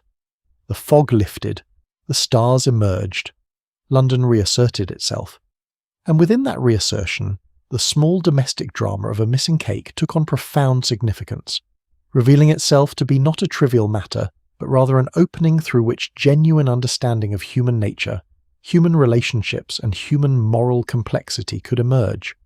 The investigation was concluded, the fog was lifting, and life for all the occupants of 221B Baker Street would continue, but transformed, deepened, enriched by the revelation that significance dwells not in the apparent importance of a matter, but in the truths that its investigation can reveal.